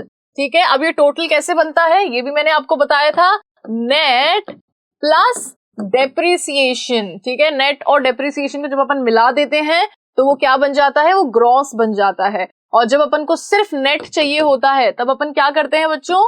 तब अपन क्या कर लेंगे? ग्रॉस में से डेप को माइनस कर देंगे, टोटल में से अपन जो टूट फूट है उसको निकाल देंगे तो अपने पास में नेट आ जाएगा। सो ये तो क्या है, वो जो बेसिक मैथ्स वाला जो जिस तरीके से अपन बेसिक मैथ्स करते हैं तो वो वही वाली चीज है यहाँ पे कि जब अपन को ग्रॉस निकालना होता है तो हम इस तरीके से निकालते हैं, जब हमने नेट निकालना होता है तो हम उस ग्रॉस में से डेप को माइनस कर देते हैं। ठीक है, मैथ्स में ये काफी चीजें आप लोगों ने इन चीजों के बारे में पढ़ा होगा। वैसे मैथ्स में तो आप लोग काफी होशियार हो ही, मैं नहीं हूँ इतनी, तो उससे कोई ज्यादा फर्क पड़ता नहीं है, आप लोग होशियार होने चाहिए। ठीक है, सो देखो ग्रॉस और नेट कॉन्सेप्ट क्या है इसको जरा समझो। So generally, gross variable in national income accounting are inclusive of depreciation. देखो inclusive मतलब होता है addition. So gross के अंदर depreciation हमेशा जुड़ा हुआ होता है. Okay? Like gross investment, which is the sum total of net investment plus depreciation. जैसे अगर अपन gross investment की बात करें तो gross investment कैसे बनता है? Net investment plus depreciation. ठीक है? वहीं अपन नेट वेरिएबल अपन को निकालना हो तो एक्सक्लूसिव मतलब होता है बाहर निकाल देना, यानी कि माइनस। सो डेप्रिसिएशन यहाँ पे माइनस हो जाता है। तो देखो इसको ऐसे समझो कि हमारे पास में क्या है, कुछ टोटल है। ठीक है, तो अब ये जो टोटल है ये हो गया हमारा ग्रॉस। अब इसमें से जब अपन डेप निकाल देते हैं यानी कि टूट फूट निकाल देते हैं तो हमारे पास में क्या रह जाता है? हमारे पास में रह जाता है नेट। ठीक है, और इसमें वापस जब हम डेप एड ऑन कर देते हैं तो वापस ये क्या बन जाता है? ग्रॉस बन जाता है। ठीक है, सो आई होप कि ये वाला कॉन्सेप्ट आपको अच्छे से समझ में आ गया होगा। अब अपन यहाँ पे बात करते हैं बच्चों मार्केट प्राइस की और फैक्टर कॉस्ट की। देखो यहाँ पे मार्केट प्राइस और फैक्टर कॉस्ट, इसके अंदर क्या ऐड होते हैं बच्चों, आपका इसके अंदर ऐड होता है टैक्स। ठीक है, टैक्स को अपन क्या बोलते हैं, NIT, net indirect taxes. Okay, चलिए अब इसको मैं आपको थोड़ा सा समझाती हूँ। देखो मार्केट प्राइस क्या होती है, सपोज करो कि ये जो मोबाइल फोन है ये जब मार्केट में आया तो इसकी कुछ ना कुछ प्राइस रही है। ठीक है, अब इसके अंदर जो प्राइस रही है इसमें टैक्सेस एड ऑन है कि नहीं है ना, तो इसके अंदर जब टैक्सेस एड ऑन है तब ये इसकी मार्केट प्राइस हो गई, मतलब ये मार्केट प्राइस पे हो गया। जब ये बन रहा था, ठीक है, जब ये फोन बन रहा था तो उस टाइम पे क्या था कि उस टाइम पे इसमें टैक्सेस एड ऑन नहीं हुए थे, तो क्योंकि उस टाइम पे इसके अंदर टैक्सेस एड ऑन नहीं हुए थे तो उस टाइम पे ये किस पे था, ये अपने फैक्टर कॉस्ट पे था। यानी कि इसके अंदर सिर्फ और सिर्फ इसकी जो फैक्टर कॉस्ट है सिर्फ वो ही इसके अंदर एडेड थी। ठीक है, तो जब कोई भी चीज यानी कि कोई भी गुड जब अपने प्रोडक्शन में होता है, मार्केट में जब आया नहीं होता है, तो उसको अपन फैक्टर कॉस्ट से कंसीडर करते हैं। जब कोई गुड मार्केट में आ चुका होता है, मतलब आ गया मार्केट के अंदर, तो उसके अंदर टैक्सेस एड ऑन हो जाते हैं। ठीक है, तो हमेशा ध्यान रखिएगा जब भी चीज आप नेशनल इनकम में जब भी कुछ भी कैलकुलेट करोगे, अगर वो मार्केट प्राइस पे है तो इसका मतलब उसके अंदर टैक्सेस एड ऑन है। अगर आपको मार्केट प्राइस से फैक्टर कॉस्ट की तरफ जाना है तो आपको टैक्सेस माइनस करने पड़ेंगे। अगर आपको फैक्टर कॉस्ट से मार्केट प्राइस की तरफ जाना है तो आपको टैक्सेस एड ऑन करने पड़ेंगे, है ना। इस फोन को अगर मार्केट में बेचना है तो इसके अंदर मुझे टैक्स ऐड करने पड़ेंगे। अगर इसको मार्केट से फैक्टर पे लाना पड़ेगा तो इसमें से टैक्स मुझे काटना पड़ेगा। ठीक है, क्लियर हुआ। अब टैक्स ऐसा नहीं है कि यहाँ पे आपको एज इट इज टैक्स दिया जाएगा, नहीं, आपको टैक्स किस फॉर्म में दिया जाएगा, NIT के फॉर्म में दिया जाएगा, नेट इनडायरेक्ट टैक्सेस के फॉर्म में आपको दिया जाएगा। ठीक है, सो इनडायरेक्ट टैक्सेस माइनस सब्सिडीज, इसका भी किस तरीके से होता है, IT माइनस सब्सिडीज, यानी कि जो सब्सिडीज होती है वो इनडायरेक्ट टैक्सेस से हम माइनस कर देते हैं। सब्सिडीज को हम यहाँ पे कंसिडर नहीं करते, क्योंकि सब्सिडीज क्या होती है बच्चों, सब्सिडीज ये वो हेल्प होती है, वो सपोर्ट होता है जो कि गवर्नमेंट देती है, तो इसको हम हटा देते हैं, हम सिर्फ और सिर्फ टैक्सेस को कंसिडर करते हैं यहाँ पे। ठीक है, सो एक बार यहाँ पे देखिएगा, market price includes the impact of indirect taxes. ठीक है, taxes on goods and services and subsidies, while indirect taxes raises the market price और subsidies tends to lower it। ठीक है, indirect taxes क्या करते हैं, प्राइस को बढ़ाते हैं। ठीक है, अगर ये जो फोन है वो बन के 20,000 में तैयार होता है, यानी कि जितनी भी कॉस्ट इस पे लगी थी वो 20,000 थी। अब इस पे अगर टैक्सेस वैक्सेस लगे तब ये कितने का हो गया, ये हो गया 40,000 का। ठीक है, तो इनडायरेक्ट टैक्सेस क्या करते हैं, इसकी प्राइस को बढ़ाते हैं। अब सरकार बोल दे कि नहीं, अब मैं क्या करूंगा, इस पे सब्सिडी दूंगा, इस मोबाइल फोन पे मैं सब्सिडी दूंगा, तो सब्सिडी जैसे ही मिलेगी तो इसकी जो प्राइस है वो क्या हो जाएगी, वो कम हो जाएगी। ठीक है, so subsidy is the support and indirect taxes raises the price. ठीक है, सो ये वाला कॉन्सेप्ट आपको क्लियर हुआ। ओके, अब अपन बात करते हैं फैक्टर कॉस्ट की। So factor cost refers to the cost of factor of production, मतलब कि इसको बनने में जो भी फैक्टर ऑफ प्रोडक्शन का यूज किया और उसमें जो खर्चा आया, that is factor cost. Okay, independent of the net indirect taxes, so net indirect taxes minus subsidy. Okay, so यहाँ पे इन चीजों का आपको ध्यान रखना है। Clear, alright. अब यहाँ पे अपन बात करते हैं बच्चों वैल्यू एडिशन और इनकम जनरेशन। देखो वैल्यू एड किस तरीके से होती है, वैल्यू एडिशन काफी बार आप इस टर्म को सुनोगे, और इनकम जनरेशन क्या है इसको आप सुनोगे। इनकम जनरेशन थोड़ा बहुत आपने वो सर्कुलर फ्लो था उसके अंदर आपने थोड़ा बहुत समझ भी लिया होगा, लेकिन वैल्यू एडिशन समवॉट अपन ने इसके बारे में भी अभी बात करी है, लेकिन हाँ एग्जैक्ट आप लोग को समझ में नहीं आया होगा, कोई दिक्कत नहीं है। इकोनॉमिक्स के अंदर वैल्यू एडिशन यानी कि it is a synonym of production.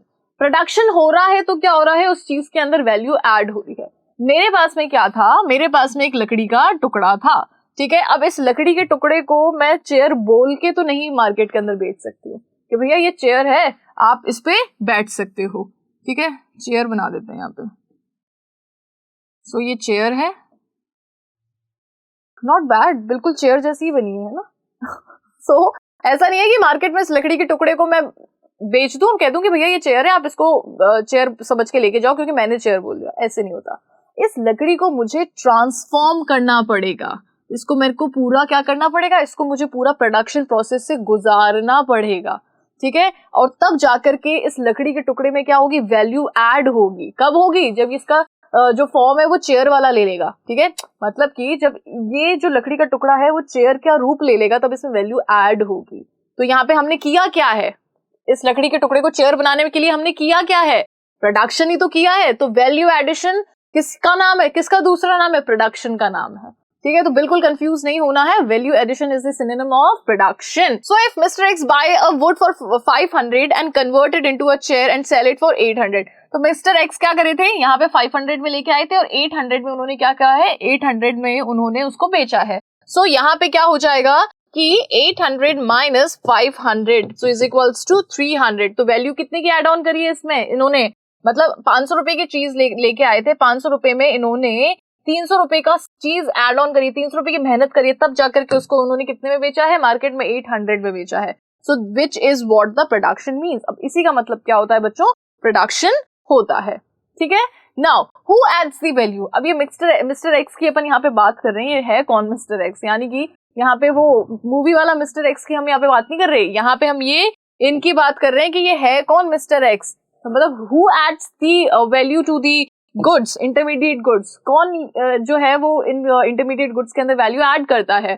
So yes, value is added by the factors of production, यानी कि ये जो वैल्यू है वो किसके थ्रू ऐड की जाती है, फैक्टर्स ऑफ प्रोडक्शन के थ्रू यहाँ पे ये वैल्यू ऐड ऑन की जाती है। अब यहाँ पे लकड़ी तो मैं ले आई थी, लेकिन लकड़ी को चेयर बनाने कैसे बनाया, यहाँ पे लेबर लगाई होगी मैंने, यहाँ पे कोई ना कोई मशीन लगाई होगी, तो यहाँ पे मशीन हो गई, लेबर हो गई, ये सब क्या है, ये सब होते हैं बच्चों आपके फैक्टर्स ऑफ प्रोडक्शन, ठीक है।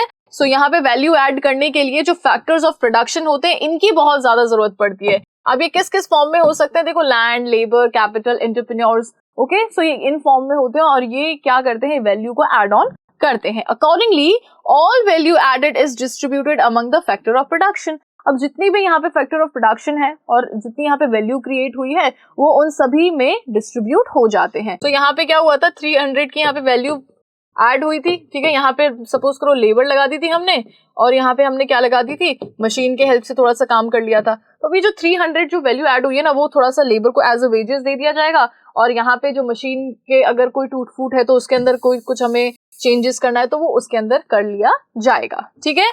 सो as a factor income with rent, wages, interest and profit. So it implies that income generated must be identical with value added during a period of time. ठीक है, तो यहाँ पे income generated और value added ये identical होनी चाहिए एक period of time पे, ओके।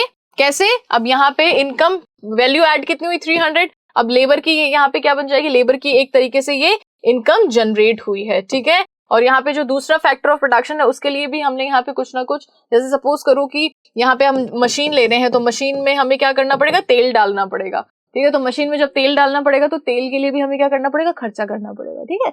सो यहाँ पे हमारी जो इनकम जनरेट हुई है वो हम इसमें इजीली क्या कर लेते हैं, डिस्ट्रीब्यूट कर देते हैं, okay. It is identical in income generation and what and value generation, value addition, okay. अब यहाँ पे अपन बच्चों बात करेंगे methods of calculating national income. Finally अपन मेथड्स पे आ चुके हैं, ठीक है, कि अपन नेशनल इनकम को कैलकुलेट किस तरीके से करते हैं। सो यहाँ पे अपन ने क्या देखा था बच्चों, सर्कुलर फ्लो ऑफ इनकम देखा था, ठीक है। अब उस मॉडल के ऊपर यहाँ पे हमारे पास में 3 ऐसे मेथड्स होते हैं जिसकी हेल्प से हम क्या कर सकते हैं, यहाँ पे नेशनल इनकम को हम कैलकुलेट कर सकते हैं, ठीक है।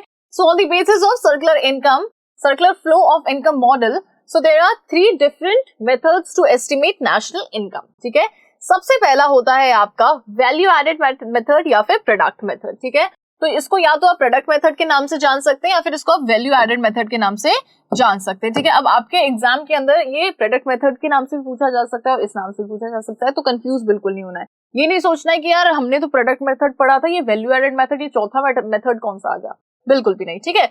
फिर आता है अपने पास में इनकम मेथड, ठीक है, और फिर आता है अपने पास में एक्सपेंडिचर मेथड। अब यहाँ पे तीनों का ही जो एक्सप्लेनेशन है, डिटेल एक्सप्लेनेशन है, वो अपन देखेंगे। देखो प्रोडक्ट मेथड या फिर वैल्यू एडेड मेथड नाम से जो पता चल रहा है, वैल्यू एडिशन, यानी कि वैल्यू ऐड हो रही है, ठीक है। अब ये जो वैल्यू ऐड होती है और जो फाइनल वैल्यू हमारे पास में निकल के आती है, उसी को उन्हीं सभी गुड्स की वैल्यू को अपन क्या करते हैं, ऐड ऑन कर लेते हैं। मतलब जितने भी गुड्स एंड सर्विसेज यहाँ पे प्रोड्यूस हुई है साल भर के अंदर, उन सभी की वैल्यू को अपन ऐड ऑन कर लेते हैं और अपन नेशनल इनकम यहाँ पे बता देते हैं, ठीक है। अब वैल्यू ऐड करना इतना इजी नहीं है, यहाँ पे समझो। सो वैल्यू एडेड मेथड और product method, according to this method domestic income is calculated as domestic product. देखो डोमेस्टिक इनकम जो है उसको अपन कैसे कैलकुलेट करते हैं, as a domestic product. Domestic income यानी कि हमारी डोमेस्टिक टेरिटरी वाली इनकम, ठीक है। अब यहाँ पे कौन है, यहाँ पे रेजिडेंट भी है, नॉर्मल रेजिडेंट भी है, नॉन रेजिडेंट भी है, normal resident, non resident, normal resident, non resident, ठीक है। तो इन सबकी जो इनकम है वो क्या हो जाती है, हमारी डोमेस्टिक इनकम हो जाती है, ठीक है। नाउ डोमेस्टिक प्रोडक्ट और gross value added at market price. देखो डोमेस्टिक प्रोडक्ट को आप किस नाम से जानते हो, gross value added at market price. जल्दी से ये चीज नोट करो, जहां पे आप वैल्यू एडेड मेथड लिख रहे हो वहां पे ये लिखो GVA एट MMP, क्योंकि एग्जाम में आपके सामने क्वेश्चन आता है कि what is GVA at MP, या फिर आ जाएगा कि कैलकुलेट GVA एट MP। तब आप क्या करोगे, पास वाले का मुंह देखोगे, भाई तूने पढ़ा क्या ये, क्योंकि मैंने तो नहीं पढ़ा ये। तो ऐसा करना नहीं है, जल्दी से इसको लिख लो ताकि आपको ध्यान रहे। ओके, नाउ डोमेस्टिक प्रोडक्ट या फिर gross value added at market price is estimated as the sum total of value added by all the producing units, यानी कि जितनी भी प्रोड्यूसिंग यूनिट्स हैं उन्होंने कितना प्रोडक्शन किया है उन सभी को अपन ऐड ऑन कर लेते हैं, ठीक है। With in the domestic territory, हमारी डोमेस्टिक टेरिटरी के अंदर बहुत से लेबर होंगे जिनको वेजेस मिली होंगी, रेंट मिले होंगे बहुत से लैंड को, फिर उसके बाद में कैपिटल इंटरेस्ट मिला होगा, कैपिटल में प्रॉफिट्स मिला होगा। तो इस डोमेस्टिक टेरिटरी के अंदर इन जितना भी ये सारा सामान है इन सबको अपन क्या कर लेंगे, एक कर लेंगे। सारे लेबर की जो वेजेस है सबको एक कर लिया, फिर सब रेंट को एक कर लिया, फिर उसके बाद में हमने क्या किया कि जो प्रॉफिट मिला उसको एक कर लिया, फिर हमने क्या किया, एक तरफ जो हमारे पास में क्या था लास्ट में, कैपिटल इंटरेस्ट, सो इस इंटरेस्ट को एक कर लिया, ठीक है। सो जब भी अपन डोमेस्टिक टेरिटरी के अंदर इन सब चीजों को अपन एक कर लेते हैं और ऐड ऑन कर लेते हैं तो हमारी वैल्यू जनरेट हो जाती है, वैल्यू ऐड हो जाती है। So during the year, so now is equals to market value of final goods and services, ठीक है। तो यहाँ पे क्योंकि ये सारे जो भी वैल्यू एडिशन हुआ है ये मार्केट में तो आए होंगे फिर गुड्स, तो उसको अपन मार्केट प्राइस पे ही कंसिडर करेंगे। ओके, सो मार्केट वैल्यू और the final goods and services produced in the economy during the period of N accounting year, ठीक है। सो थोड़ा सा इसको इजी कर देती हूँ, एक साल के अंदर जितनी भी गुड्स एंड सर्विसेज यहाँ पे प्रोड्यूस हुई हैं उनकी जो मार्केट वैल्यू है वही क्या बताती है हमें, वही हमें बताती है क्या, gross value added at market price, product method या फिर वैल्यू एडेड मेथड, ठीक है। मतलब इसके थ्रू हम यहाँ पे निकाल सकते हैं। अब दूसरी चीज ये है बच्चों कि हम इसमें क्या क्या ऐड ऑन करते हैं। तो बच्चों इसके अंदर अपन जो लेबर है उसके वेजेस ऐड ऑन करते हैं, फिर हम क्या ऐड करते हैं, मतलब इन ऑल जितने भी आपके फैक्टर्स ऑफ प्रोडक्शन है उनकी जो इनकम है, लेबर की इनकम, लैंड का रेंट, इंटरेस्ट एंड प्रॉफिट, ठीक है, इन चारों को अपन ऐड ऑन कर लेते हैं। अब ये चारों कहाँ हैं, ये चारों हैं हमारे डोमेस्टिक टेरिटरी के अंदर, ठीक है। तो इनको अपन ऐड ऑन कर लेते हैं और मार्केट प्राइस पे उसको कंसीडर कर लेते हैं, ये निकल जाता है हमारा gross value added at market price, ठीक है। तो मतलब कौन कह रहा था कि यार नेशनल इनकम इतना टफ होता है, बिल्कुल टफ नहीं होता। कॉन्सेप्ट को समझो, अभी आपने पढ़ा था कि भाई डोमेस्टिक इनकम क्या होती है, डोमेस्टिक टेरिटरी आपने क्या होती है ये समझा था, उसके अंदर कौन कौन होते हैं ये आपने समझा था, तब आप उसको कनेक्ट कर पाए हो, ठीक है। इसलिए बेसिक्स बहुत ज्यादा जरूरी है, और बेसिक्स अगर पता होते हैं तो हम टफ से टफ चीज बहुत ही इजीली अपन क्या कर पाते हैं, डिकोड कर पाते हैं। ओके, चलिए, सो GVA at MP is converted into NVA at MP by deducting depreciation from gross value added at net value added at market price। देखो अब क्या होता है, यहाँ पे ये बोल रहा है, ये जो सेंटेंस है ना इसमें क्या बोला है कि GVA at MP जो है वो किस में कन्वर्ट करते हैं बच्चों, इसको अपन करते हैं NVA at MP में, ठीक है, net value added at market price में इसको अपन कन्वर्ट करते हैं। अब यहाँ पे आप लोगों ने समझना है कि ग्रॉस को अपन नेट कैसे बनाते हैं, कौन जवाब देगा। अगर अभी अपन एकदम ऐसे लाइव ले रहे होते या फिर अभी आप लोग मेरे सामने होते तो सब लोग चीख के जवाब दे रहे होते कि मैम ग्रॉस को नेट में कन्वर्ट करने के लिए हम यहाँ पे खेल खेलेंगे डेप्रिसिएशन का। ग्रॉस है, ग्रॉस को अपन को नेट बनाना है, यानी कि जो टूट फूट है, जो डेप्रिसिएशन उसे माइनस करना पड़ेगा। तो यहाँ पे क्या हो जाएगा बच्चों, माइनस हो जाता है यहाँ पे आपका डेप्रिसिएशन, ठीक है। सो GVA at MP को NVA at MP करने के लिए आपको डेप्रिसिएशन को माइनस करना पड़ेगा। ओके, सो डेप्रिसिएशन यहाँ पे माइनस होगा किसमें से, GVA at MP में से माइनस होगा, उसको क्या बनाने के लिए, net value added at market price में कन्वर्ट करने के लिए, ठीक है। Okay, now NVA at MP है आपके पास में, अभी इसको आपको FC में कन्वर्ट करना है। मार्केट प्राइस को आपको किस में कन्वर्ट करना है, आपको करना है NVA at FC में कन्वर्ट। तो मार्केट प्राइस से आपको जाना है फैक्टर कॉस्ट की तरफ, तो क्या करना है, वापस से चीख के जवाब दो यहाँ पे होगा NIT minus net indirect tax, यहाँ पे माइनस हो जाएगा क्योंकि हम मार्केट से कहाँ जा रहे हैं, पीछे जा रहे हैं। पीछे कहाँ, प्रोडक्शन के पास जा रहे हैं। प्रोडक्शन में क्या होता है, क्या टैक्सेस ऐड ऑन होते हैं, नहीं होते हैं। प्रोडक्शन से अगर मार्केट प्राइस पे आ रहे होते तो ये प्लस हो रहा होता, समझ रहे हो। प्रोडक्शन से अगर हम मार्केट प्राइस पे आ रहे होते तो ये प्लस हो रहा था, लेकिन मार्केट प्राइस से हम प्रोडक्शन पे जा रहे हैं तो ये माइनस होगा, ठीक है। कॉन्सेप्ट्स इसी तरीके से होंगे आपके सारे के सारे। Alright, so gross value added at market price is converted into net value added at market price by deducting depreciation, okay, from GVA. Net value added at market price is converted into NVA at FC by deducting net indirect taxes, ठीक है। तो जो इस पूरे के अंदर लिखा हुआ है उसको मैंने आपको यहाँ पे दो सिचुएशंस के थ्रू यहाँ पे मैंने आपको समझा दिया है, ठीक है। देखो बच्चों, जो क्वेश्चंस आएंगे ना आपके वो इसी तरीके से आएंगे कि ग्रॉस है तो उसको नेट में करो। तो आपको पता है कि भाई अपन ने ऐसा नहीं है कि कुछ पढ़ा नहीं और मतलब कोई मूवी देखी नहीं और सीधे अपन ने ये पूछ रहे हैं कि भाई रणबीर कपूर का ब्रह्मास्त्र में क्या रोल है। नहीं, हमने मूवी देखी है पहले, यानी कि कॉन्सेप्ट्स हमने पढ़े हैं, उसके बाद में हम बता पा रहे हैं कि भाई जो रणबीर कपूर है वो कैसे आग से खेल रहा है, ठीक है, समझ रहे हो। तो यहाँ पे इन चीजों से आपको रिलेट करना है।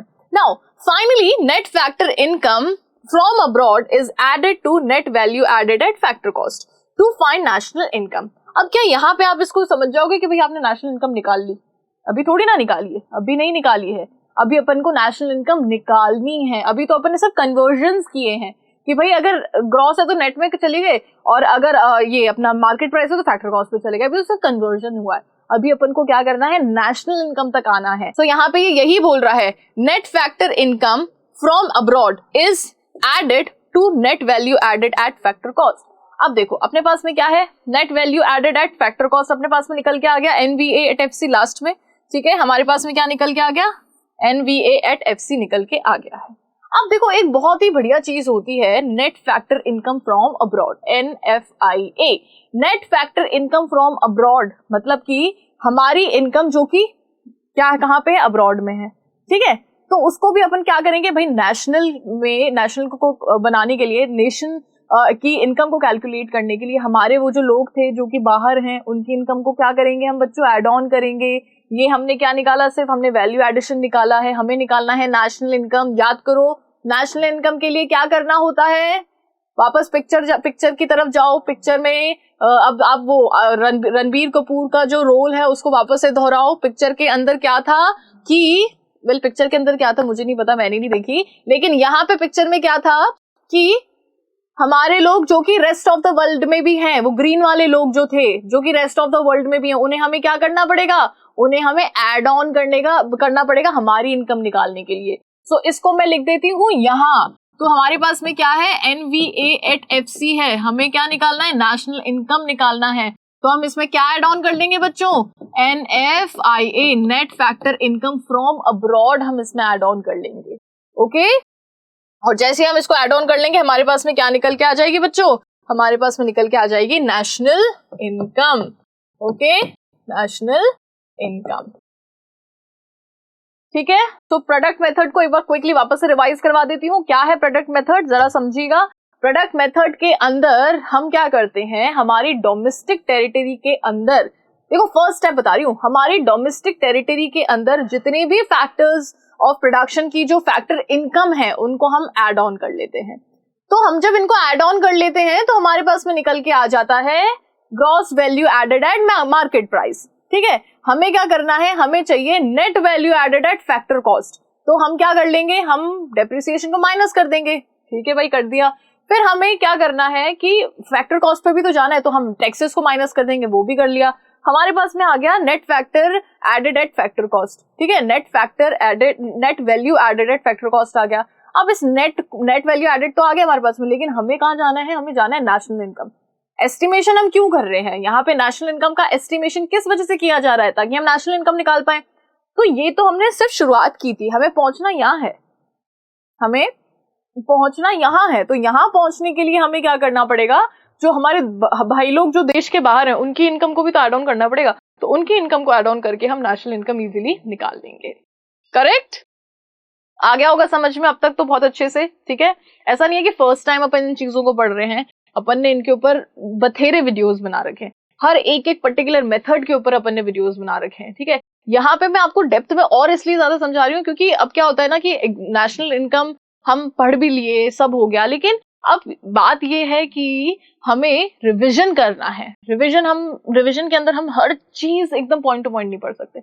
उसमें हमें क्या करना पड़ता है, उसके अंदर अपन को प्रोडक्टिव स्टडीज करनी पड़ती है। और प्रोडक्टिव स्टडीज कैसे होती है? प्रोडक्टिव स्टडीज होती है स्मार्ट स्टडी करने से।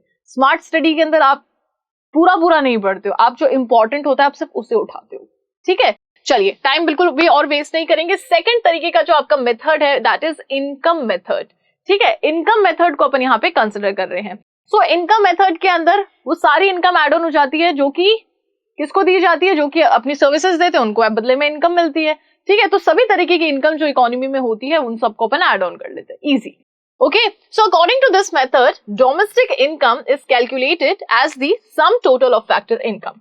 Refers to interest, profit, wages. ठीक है, रेंट, इंटरेस्ट, प्रॉफिट, वेजेस। देखो अब यहाँ पे अपन पहले क्या करते हैं, जैसे अभी अपन ने वैल्यू एडिशन में भी क्या किया था कि पहले डोमेस्टिक निकाला था, फिर उसके बाद में नेशनल निकाला था। ऑलराइट, सो यहाँ पे डोमेस्टिक इनकम निकालने के लिए अपन को क्या करना पड़ेगा, हमारी डोमेस्टिक इनकम निकालने के लिए हमारी यहाँ पे जो भी डोमेस्टिक टेरिटरी के अंदर जितनी भी इनकम है in the form of rent, interest, profit, wages, इन सभी को अपन क्या कर लेंगे बच्चों, ऐड ऑन कर लेंगे। तो हमारे पास में यहाँ पे क्या निकल के आ जाएगी, हमारे पास में यहाँ पे निकल के आ जाएगी भाई डोमेस्टिक इनकम। फिर नेशनल इनकम के अंदर इसको कन्वर्ट करने के लिए हम क्या करेंगे, वापस से वही सेम चीज NFI अपन इसमें ऐड ऑन कर लेंगे। So net factor income from abroad is added to domestic income to find the national income. ठीक है, सो अभी तक आप लोगों को थोड़ा सा इजी लग रहा होगा कि भाई प्रोडक्ट मेथड कैसे निकालना है, क्या है उसका कॉन्सेप्ट, इनकम मेथड का कॉन्सेप्ट क्या है, ये भी आपको इजी लग रहा है। एक्सपेंडिचर मेथड भी मैं आपको समझा दूंगी और फिर उसके बाद में मैं आपको तीनों ही मेथड्स के जो फॉर्मूले हैं ये भी मैं आपको बताऊंगी। ठीक है, सो एक्सपेंडिचर मेथड क्या है यहाँ पे, इसको भी जरा अपन देख लेते हैं। According to this method, domestic product is estimated as the sum total of expenditure, consumption expenditure and investment expenditure. देखो अब हमें ये चीज पता है बच्चों कि जब भी खर्चा किया जाता है इकोनॉमी में तो यहाँ पे दोनों सेक्टर्स मिलके खर्चा करते हैं, यानी कि यहाँ पे खर्चा हाउस होल्ड वाले भी करते हैं और यहाँ पे खर्चा प्रोड्यूसर्स भी करते हैं। ठीक है, तो जब हाउस होल्ड खर्चा करता है तो वो किसके लिए करता है, कंजम्पशन के पर्पस के लिए करता है। ठीक है, जब यहाँ पे हाउस होल्ड जब खर्चा करता है बच्चों तो वो किसके लिए करता है, वो करता है कंजम्पशन के पर्सपेक्टिव के लिए। ठीक है, लेकिन जब प्रोड्यूसर यहाँ पे खर्चा करता है इकोनॉमी के अंदर, जब यहाँ पे प्रोड्यूसर खर्चा करता है तो वो किस पर्सपेक्टिव से करता है बच्चों, इन्वेस्टमेंट के पर्सपेक्टिव से। ठीक है, इन्वेस्टमेंट के पर्सपेक्टिव से वो यहाँ पे खर्चा करता है। तो एक चीज जो कि आप थोड़ा सा अपने दिमाग में क्लियर रखिए कि इकोनॉमी में एक्सपेंडिचर दो तरीके से होता है, एक होता है कंजम्पशन के लिए और एक होता है इन्वेस्टमेंट के लिए। ठीक है, सो वही चीज यहाँ पे बोलिए, देखो कंजम्पशन एक्सपेंडिचर होता है और इन्वेस्टमेंट एक्सपेंडिचर होता है।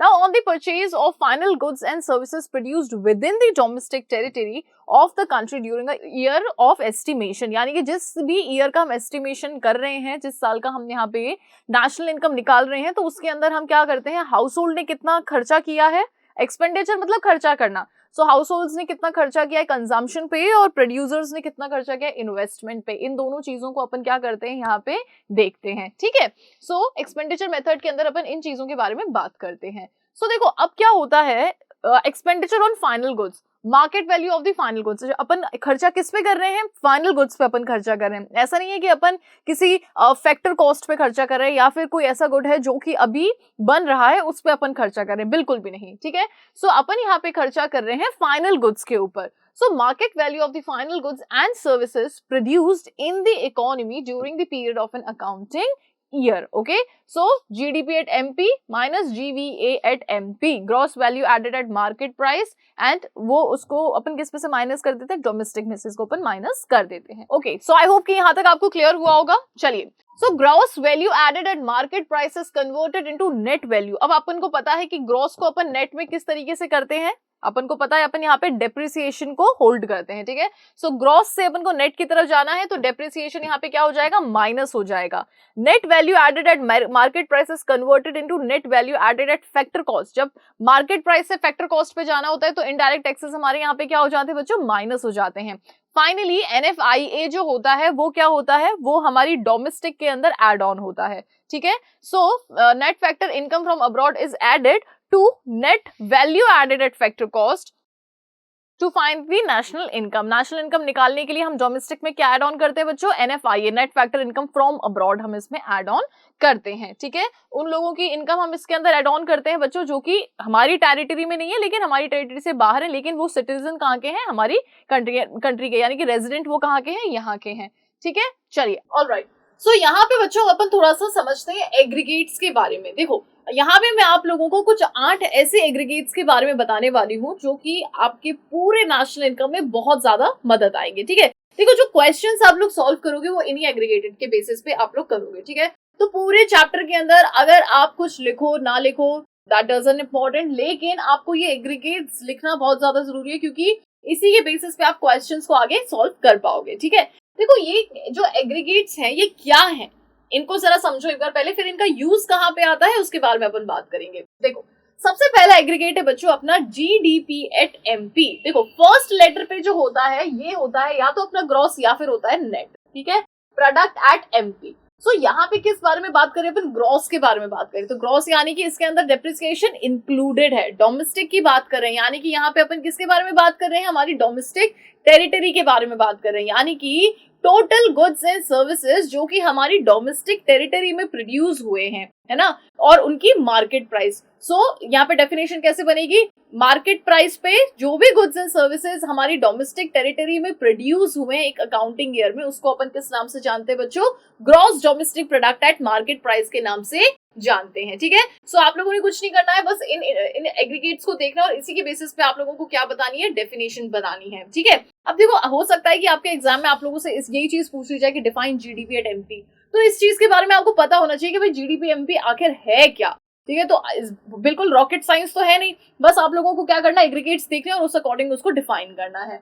Market value of final goods and services produced within the domestic territory of a country in an accounting year. So एक अकाउंटिंग ईयर में एक हमारी जो डोमेस्टिक टेरिटरी है उसके अंदर जो भी गुड्स एंड सर्विसेज यहाँ पे प्रोड्यूस हुए हैं उनकी market value is GDP at MP। फिर अपन बात करते हैं यहाँ पे बच्चों NDP एट MP। देखो, सेम वही चीज है, सेम वही कॉन्सेप्ट है, बस यहाँ पे ग्रॉस की जगह पे क्या लिख लेंगे? हम नेट लिख लेंगे।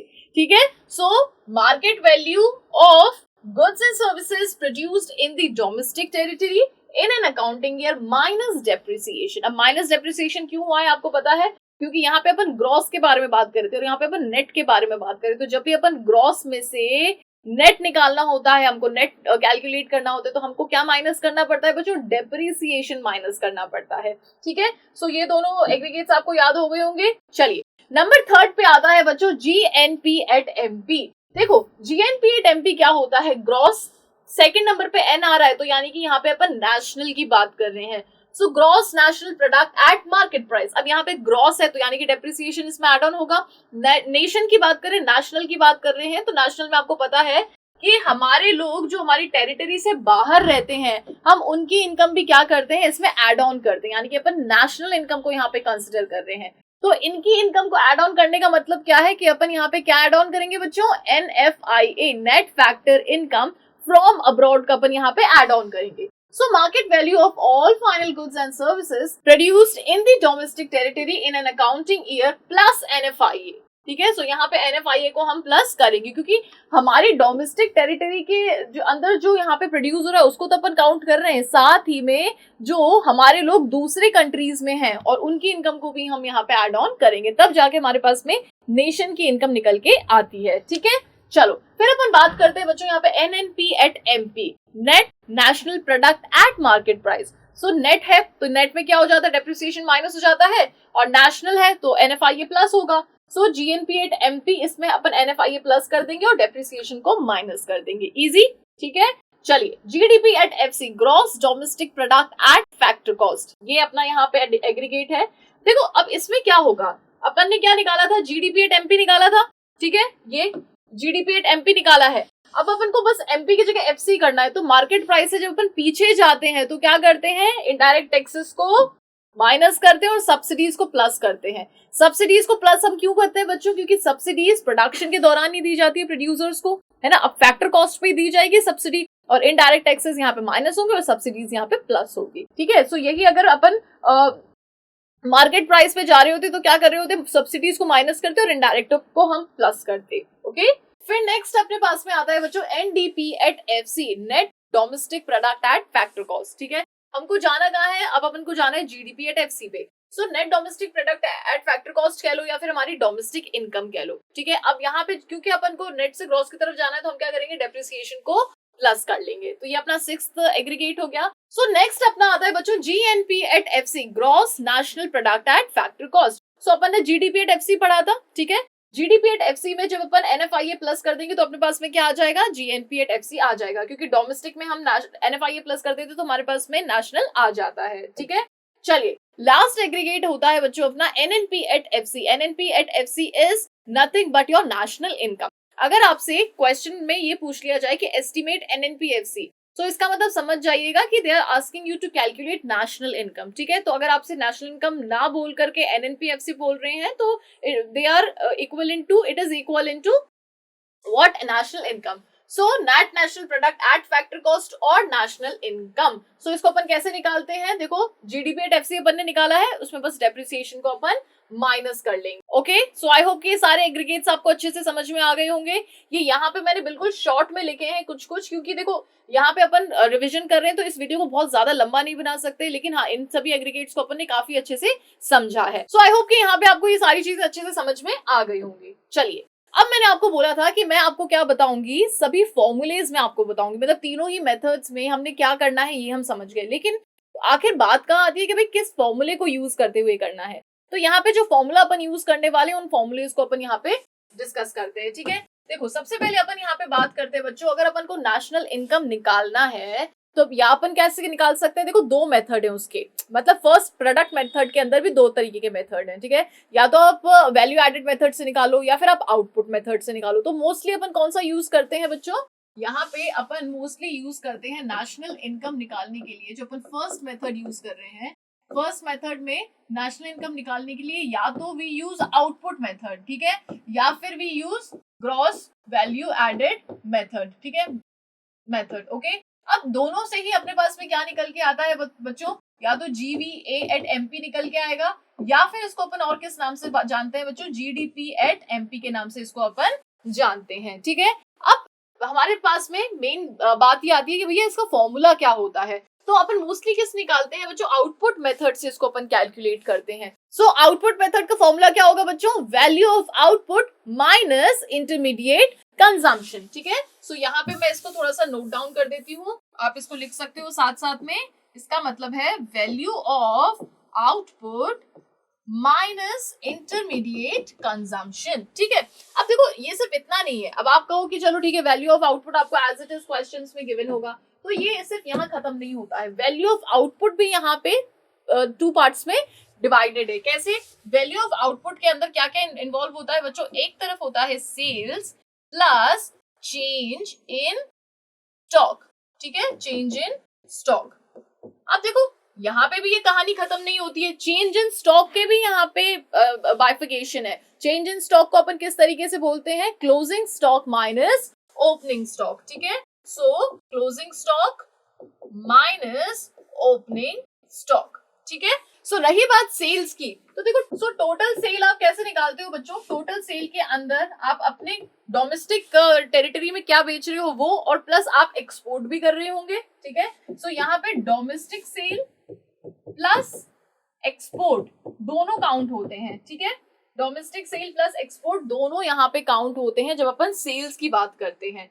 ठीक है, फिर अपन जब इंटरमीडिएट कंजम्पशन की बात करते हैं बच्चों, तो इसके अंदर क्या होता है, इंटरमीडिएट कंजम्पशन के लिए कुछ हम तो हमारी डोमेस्टिक परचेज करते हैं, कुछ में हम क्या करते हैं दूसरे कंट्रीज से परचेज करते हैं। तो इसके अंदर भी ना दो चीजें होती हैं, डोमेस्टिक, ठीक है, domestic purchase plus import. Okay, हम इंपोर्ट भी करते हैं, बहुत सी ऐसी चीजें होती हैं जो कि हमारे पास में नहीं होती, हमें दूसरे कंट्रीज पे हम डिपेंडेंट रहना पड़ता है, तो वो भी हम इसके अंदर इंक्लूड करते हैं। ठीक है, तो एक बॉक्स बना करके आप ये दोनों पॉइंट्स यहाँ पे लिख सकते हो। ठीक है, और ये जो है ये क्या है बच्चों आपका, ये आपका मेन फॉर्मूला होता है वैल्यू एडेड मेथड से अगर आपको कैलकुलेट करना है। ठीक है, या तो आपको प्रोडक्ट मेथड कहते हो, या फिर आप क्या बोलते हो इसको, वैल्यू एडेड मेथड के नाम से जानते हो। ठीक है, या फिर आप इसको क्या बोलते हो, अभी अपन ने बोला इसको बोलते हैं अपन या तो प्रोडक्ट मेथड। ठीक है बच्चों, अब यहाँ पे आपको किन चीज का ध्यान रखना है? सो यहाँ पे अगर वैल्यू ऑफ आउटपुट अपने पास में नहीं गिवन है तो अपन को क्या गिवन होगा? Sales plus change in stock अपन को गिवन होगा। अच्छा, अब इसमें अगर चेंज इन स्टॉक भी अपन को एज इट इज गिवन नहीं है तो ये तो डेफिनेटली गिवन होगा क्या? Closing stocks minus opening stock. तो जो आपको closing stock minus opening stock given होगा उसको आप यहाँ पे प्लेस करोगे, ठीक है, फिर सेल्स के साथ में प्लस करोगे, फिर वैल्यू ऑफ आउटपुट आपका निकल के आएगा और फिर आईसी में से इसको आप माइनस करोगे। ठीक है बच्चों, चलो ये सब करने के बाद में आपके पास में क्या निकल के आएगा? आपके पास में आएगा जीडीपी एट एमपी निकल के। ठीक है, सो यहाँ पे आपके पास में क्या निकल के आया बच्चों? अब लास्ट में आपके पास में ये सब करने के बाद में आपके पास में आ गया जीडीपी एट एमपी। लेकिन हमें पहुंचना कहाँ होता है? नेशनल इनकम पे, यानी कि एनएनपी एट एफसी पे। सो एनएनपी एट एफसी पे पहुंचने के लिए हम क्या करेंगे? ग्रॉस से नेट की तरफ जाना है, ग्रॉस से नेट की तरफ जाना है तो हमने क्या करना पड़ेगा? Minus depreciation. डोमेस्टिक से नेशनल की तरफ जाना है, यानी कि हमें क्या करना पड़ेगा? एनएफआईए प्लस करना पड़ेगा। ठीक है, मार्केट प्राइस से फैक्टर कॉस्ट की तरफ जाना है तो हमें क्या करना पड़ेगा? मार्केट प्राइस से फैक्टर कॉस्ट की तरफ minus indirect taxes plus subsidy. Okay, so यहाँ पे ये भी आपको ध्यान रखना है कि आप जीडीपी एट एमपी तो इस तरीके से निकाल लोगे ये फॉर्मूला लगा के, लेकिन फिर आपको नेशनल इनकम पे जाना है तो उसके लिए आपको ये सारी चीजें फॉलो करने पड़ेंगी। ठीक है, बस आपका जो फर्स्ट मेथड है उसके अंदर यही सब चीज है और इसके अलावा कुछ भी नहीं है। बस आपको क्या ध्यान रखना है? इसका फॉर्मूला ध्यान रखना है। ठीक है, ये सब तो ठीक है, आपको थोड़ा सा एक्सप्लेन करने के लिए लिखा है। जीबीए एट एमपी आपसे पूछ लिया जाए या जीडीपी एट एमपी आपसे पूछ लिया जाए तो आपको ये फॉर्मूला लगाना है। अगर आपको क्वेश्चन में बोला कि भाई वैल्यू एड मेथड से इसको सॉल्व करो तो वैल्यू ऑफ आउटपुट के अंदर क्या आ जाता है बच्चों? Sales plus change in stock, और चेंज इन स्टॉक के अंदर closing stock minus opening stock. एक चीज और इसमें ध्यान रखिएगा, अगर आप मतलब होशियार बन के अगर आपने कभी opening stock minus closing stock कर लिया तो आपका आंसर वही गलत हो जाएगा। Closing stock minus opening stock ही होता है। ठीक है, पहले क्लोजिंग आएगा फिर ओपनिंग आएगा, इस चीज पे भी आप लोगों ने ध्यान देना है। ओके, तो ये हो जाता है आपका फर्स्ट मेथड। ठीक है, फटाफट से इसको आप लोग अगर नोट करना चाहते हो तो नोट कर लो इसको। ठीक है, और यहाँ पे अगर आप स्क्रीनशॉट लेना चाहते हो इसका तो वो भी आप यहाँ से इजीली ले सकते हो। ठीक है, अब यहाँ पे ना देखो, इसके बाद में क्या बताऊंगी मैं, इसके बाद में मैं आपको सेकंड जो मेथड है यानी कि इनकम मेथड जो है उससे सॉल्व करना मैं आपको यहाँ पे बताऊंगी। ठीक है, देखो इनकम मेथड में क्या होता है बच्चों, हमने बात करी थी कि भाई इनकम मेथड के अंदर हम क्या करते हैं? सबकी इनकम को एड ऑन कर देते हैं। ठीक है, सबकी इनकम को एड ऑन करने के लिए भी तो हमें कोई ना कोई फॉर्मूला चाहिए। तो यहाँ पे होता है देखो, compensation of employees. Okay, compensation of employees. Okay, फिर बाद में होता है यहाँ पे plus operating surplus plus mixed income. So ये आपका हो जाता है main formula. Okay, this is your main formula.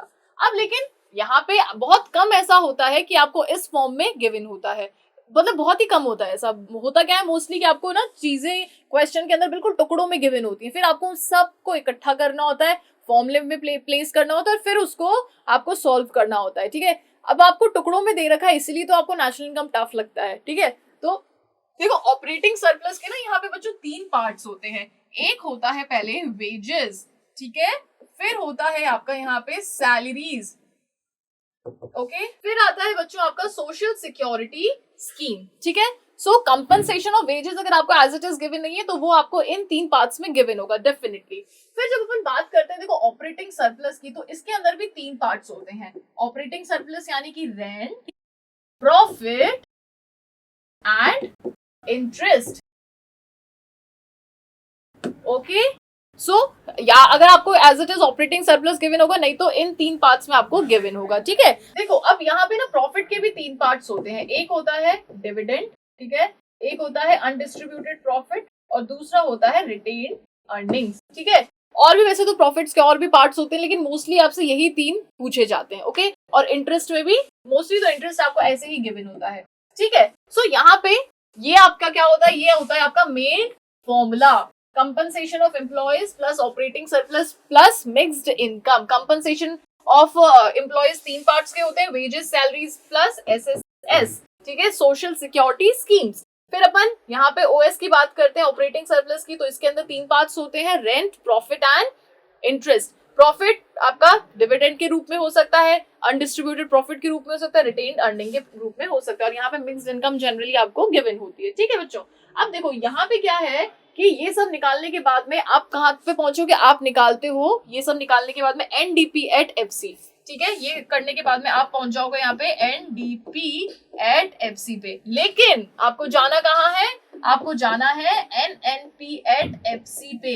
ठीक है, तो आपको पता है आपको क्या करना है, पहला एन और पहला एन यहाँ पे बिल्कुल सेम है, डोमेस्टिक से नेशनल की तरफ जाना है, तो डोमेस्टिक से नेशनल की तरफ जाने के लिए हम क्या कर लेते हैं, प्लस NFIA, और बाकी एज इट इज सेम है। ठीक है, तो अगर आपसे बोल दिया जाए कि भाई इनकम मेथड से पहले ये क्वेश्चन सॉल्व करो फिर नेशनल इनकम निकालो, या फिर आपको ऐसा बोल दिया जाए कि भाई इनकम मेथड से नेशनल इनकम निकालो, तो इनकम मेथड से आप डायरेक्टली नेशनल इनकम नहीं निकालोगे, इनकम मेथड से पहले आप एनडीपी एट एफसी निकालोगे, फिर आप एनएनपी एफसी निकालोगे। जैसे अभी अपन ने क्या किया था कि आउटपुट मेथड से पहले अपन ने जीडीपी एट एमपी निकाला था, यहाँ पे जीडीपी एट एमपी निकाला अपन ने, ये पूरा फॉर्मूला यहाँ पे लगा करके, और फिर उसके बाद में अपन ने क्या निकाला था, एनएनपी एट एफसी में अपन ने उसको कन्वर्ट किया था। ठीक है, तो यहाँ पे आपके ये दो फॉर्मूलेस कंप्लीट होते हैं, सबसे पहला है output method and this income method. अब यहाँ पे आपका एक और मेथड रहता है which is expenditure method.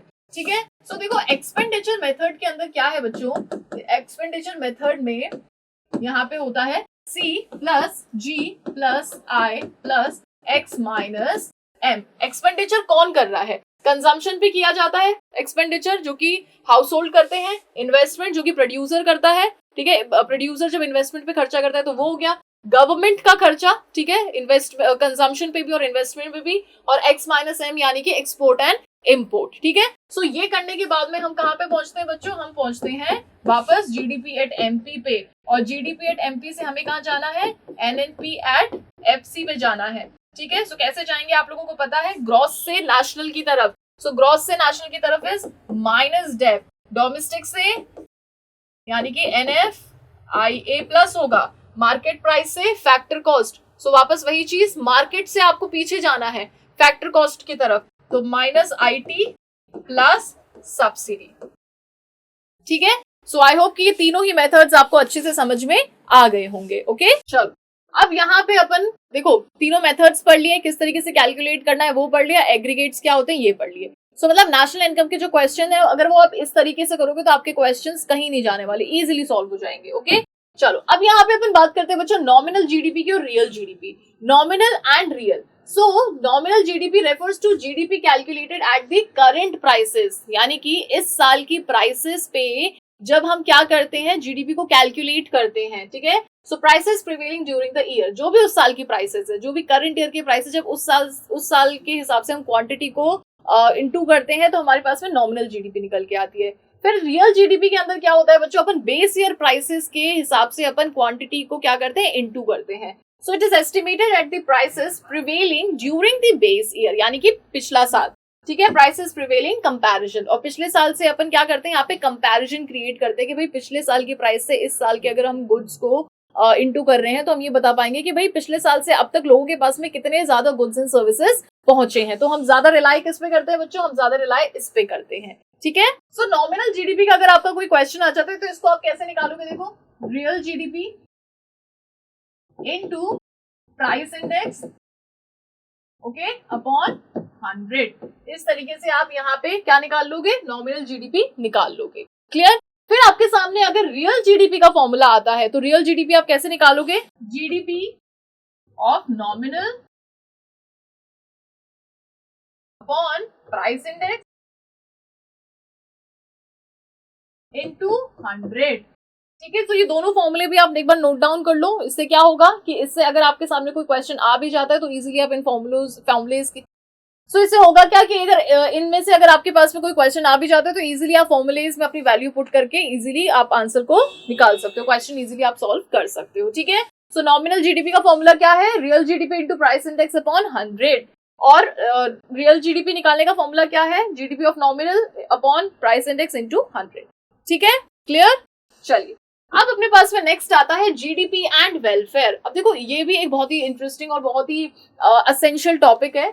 So often GDP is taken as the index of social welfare. GDP को अक्सर हम किस तरीके से देखते हैं बच्चों, एज अ सोशल वेलफेयर देखते हैं, ठीक है, कि अगर जीडीपी बढ़ रहा है तो कहीं ना कहीं सोशली वेलफेयर भी हो रहा होगा उस नेशन का। Higher GDP implying higher level of welfare. अगर जीडीपी ज्यादा है, ठीक है, if GDP is more so we assume that welfare is also more. However, there are certain demerits of GDP as an index of welfare. So अब इसके क्या है कि कुछ नुकसान भी हैं। जीडीपी के बढ़ने से वेलफेयर हमेशा बढ़ता है, ये जरूरी नहीं है, ठीक है। जीडीपी तो मतलब ये भी हो सकता है ना कि जीडीपी किन वजह से बढ़ रहा है, अमीर लोगों की वजह से बढ़ रहा है, तो अब डिस्ट्रीब्यूशन जो है वो सब में थोड़ी ना हो रहा होगा। सफर कौन करता है यहाँ पे, जो गरीब लोग हैं, ठीक है, poor people suffer over here. तो ये चीज हम बिल्कुल नहीं कह सकते कि जीडीपी के बढ़ने से वेलफेयर भी बढ़ रहा है। Okay, example, GDP is an index of welfare, does not accounts the distribution of income. GDP से वेलफेयर बढ़ रहा है ये हम इसलिए नहीं बता सकते क्योंकि यहाँ पे इनकम का डिस्ट्रीब्यूशन इक्वल नहीं है। इनकम कौन बढ़ा रहा है, इनकम अमीर लोग बढ़ा रहे हैं, अपने अपने बिजनेस को बढ़ाते बढ़ाते बढ़ाते बढ़ाते देश की इनकम बढ़ रही है, दैट इज फाइन। लेकिन इससे ये थोड़ी ना हो रहा है कि हमारी सोसाइटी के अंदर जो गरीब लोग हैं उनको भी सारी चीजें मिल रही हैं, उनके पास भी जो इनकम डिस्ट्रीब्यूशन है वो इक्वल है। This is not possible. Okay, so बच्चों यहाँ पे क्या था कि यहाँ तक आपका जितना भी मेन पोर्शन है जहां से आपके क्वेश्चंस बन सकते हैं नेशनल इनकम के, वो सारे अपन ने यहाँ पे कवर कर लिए हैं। अब यहाँ पे मेरे पास में आप लोगों के लिए क्या है कि कुछ क्वेश्चंस हैं, ठीक है। अब इन क्वेश्चंस की हेल्प से क्या होगा कि भाई आपका थोड़ा सा नेशनल इनकम वाला पोर्शन और अच्छा हो जाएगा, ठीक है। सो इन क्वेश्चंस को भी हम फटाफट से देख लेते हैं। So give 2 examples of macro economic studies. So macro economics के 2 एग्जांपल्स दे रहे हैं आपको। सो हम मैक्रो इकोनॉमिक्स के अंदर हमने किस बारे में बात करी थी कि we study as a whole, ठीक है। So problem of inflation in India. सो इन्फ्लेशन जो होता है, महंगाई जो होती है वो पूरे देश में होती है, ठीक है। सो मैक्रो इकोनॉमिक्स का ये एक एग्जाम्पल हो गया। Second is problem of unemployment in India. बेरोजगारी की जो प्रॉब्लम होती है वो भी पूरे के पूरे देश में होती है, ठीक है, एक पर्टिकुलर घर में नहीं होती है, पूरे के पूरे देश के अंदर हम कंसिडर करते हैं। ऐसे ही अपन यहाँ पे पुअर्टी को भी अपन यहाँ पे देख सकते थे, ठीक है। सो पुअर्टी या फिर problem of unemployment in India. Next is define economic agents. Economic agents कौन कौन से हैं? अच्छा, ये जो क्वेश्चन है बहुत जरूरी क्वेश्चन है, और वैसे भी जरूरी इसलिए क्योंकि आपसे काफी बार पूछ भी लिया जाता है ऐसे जनरली, ठीक है। So economic agents are individual और institutions who take economic decisions. अब देखो, इकोनॉमिक डिसीजंस जो लेता है वो कौन हो जाते हैं? वो हमारे इकोनॉमिक एजेंट्स हो जाते हैं। अब इकोनॉमी में डिसीजंस किन चीजों के लेने हैं? इकोनॉमी में डिसीजन इन चीजों के लेने हैं कि भाई क्या प्रोड्यूस होना है, कितना कंज्यूम होना है, किस सेक्टर के लिए ज्यादा प्रोड्यूस होना है, कहाँ ज्यादा से ज्यादा इन्वेस्टमेंट करना है, इंफ्रास्ट्रक्चर कहाँ बढ़ाना है। तो ये सारे डिसीजन जो लेता है वो हो जाते हैं हमारे इकोनॉमिक एजेंट्स। ओके, फिर अपन बात करते हैं यहाँ पे what is meant by partial equilibrium. देखो, पार्शियल इक्विलिब्रियम क्या होता है? So it refers to equilibrium in one market say commodity market on the consumption that there is no change in other market, okay, like labor market and capital market. So partial equilibrium का देखो, equilibrium क्या होता है? जहां पे हमारा जो एक ऐसा पॉइंट होता है जहां से कोई भी हिलना नहीं चाहता, ना प्रोड्यूसर ना कंज्यूमर, ठीक है। So it is the state of rest. Okay, so it refers to equilibrium in one market. एक मार्केट में अगर इक्विलिब्रियम है, सपोज कमोडिटी मार्केट में इक्विलिब्रियम है, on the assumption then there is no change in the other market. So अगर एक market equilibrium में है, रेस्ट की स्टेट पे, तो उससे कोई दूसरे मार्केट पे इफेक्ट नहीं पड़ता है, ठीक है। इसी को अपन बोलते हैं partial equilibrium. Next is name the 2 types of final goods. कोई भी 2 तरीके के फाइनल गुड्स आप लोगों ने बताने हैं। सो फाइनल कंज्यूमर गुड और फाइनल प्रोड्यूसर गुड। अब कंज्यूमर गुड के अंदर भी अब अगर आपसे पूछ लिया जाए तो ब्रेड, आइसक्रीम, मिल्क, कुछ भी बोल सकते हो। प्रोड्यूसर गुड के अंदर मशीन बोल सकते हो आप, ठीक है, मतलब कुछ भी जो भी प्रोड्यूसर एज अ गुड की तरह, एज अ फाइनल गुड की तरह यहाँ पे यूज करता है। So next is intermediate goods are included in the estimation of GDP. क्या जीडीपी के एस्टिमेशन में कभी भी अपन इंटरमीडिएट गुड्स को इंक्लूड किया है? क्या कभी किया है? बिल्कुल नहीं किया है, ठीक है।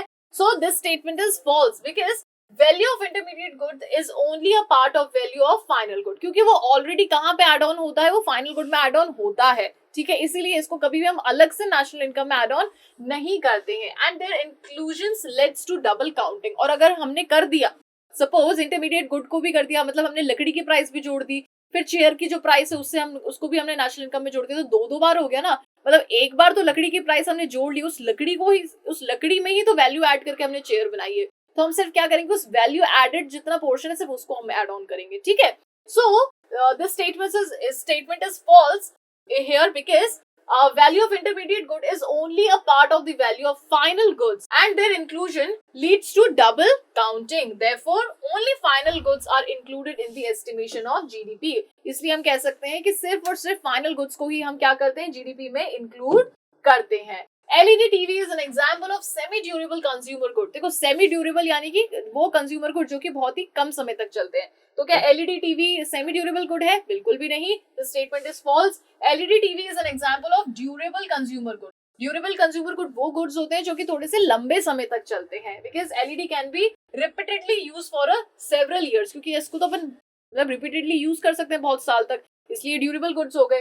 एंड इनकी जो वैल्यू होती है वो रिलेटिवली काफी ज्यादा हाई होती है. सेमी ड्यूरेबल गुड्स की जो वैल्यू होती है वो थोड़ी सी कम होती है. Value of intermediate good is equal to the value of intermediate consumption. देखो इंटरमीडिएट गुड की जो वैल्यू होती है वो इंटरमीडिएट कंजम्पशन के क्या बराबर होती है यहाँ पे. सो बिल्कुल ट्रू है. वैल्यू ऑफ इंटरमीडिएट गुड जो है वो बिल्कुल कंजम्पशन के बराबर होती है. ऐसा क्यों होता है? बिकॉज इंटरमीडिएट कंजम्पशन क्या है? इंटरमीडिएट कंजम्पशन क्या है बच्चों?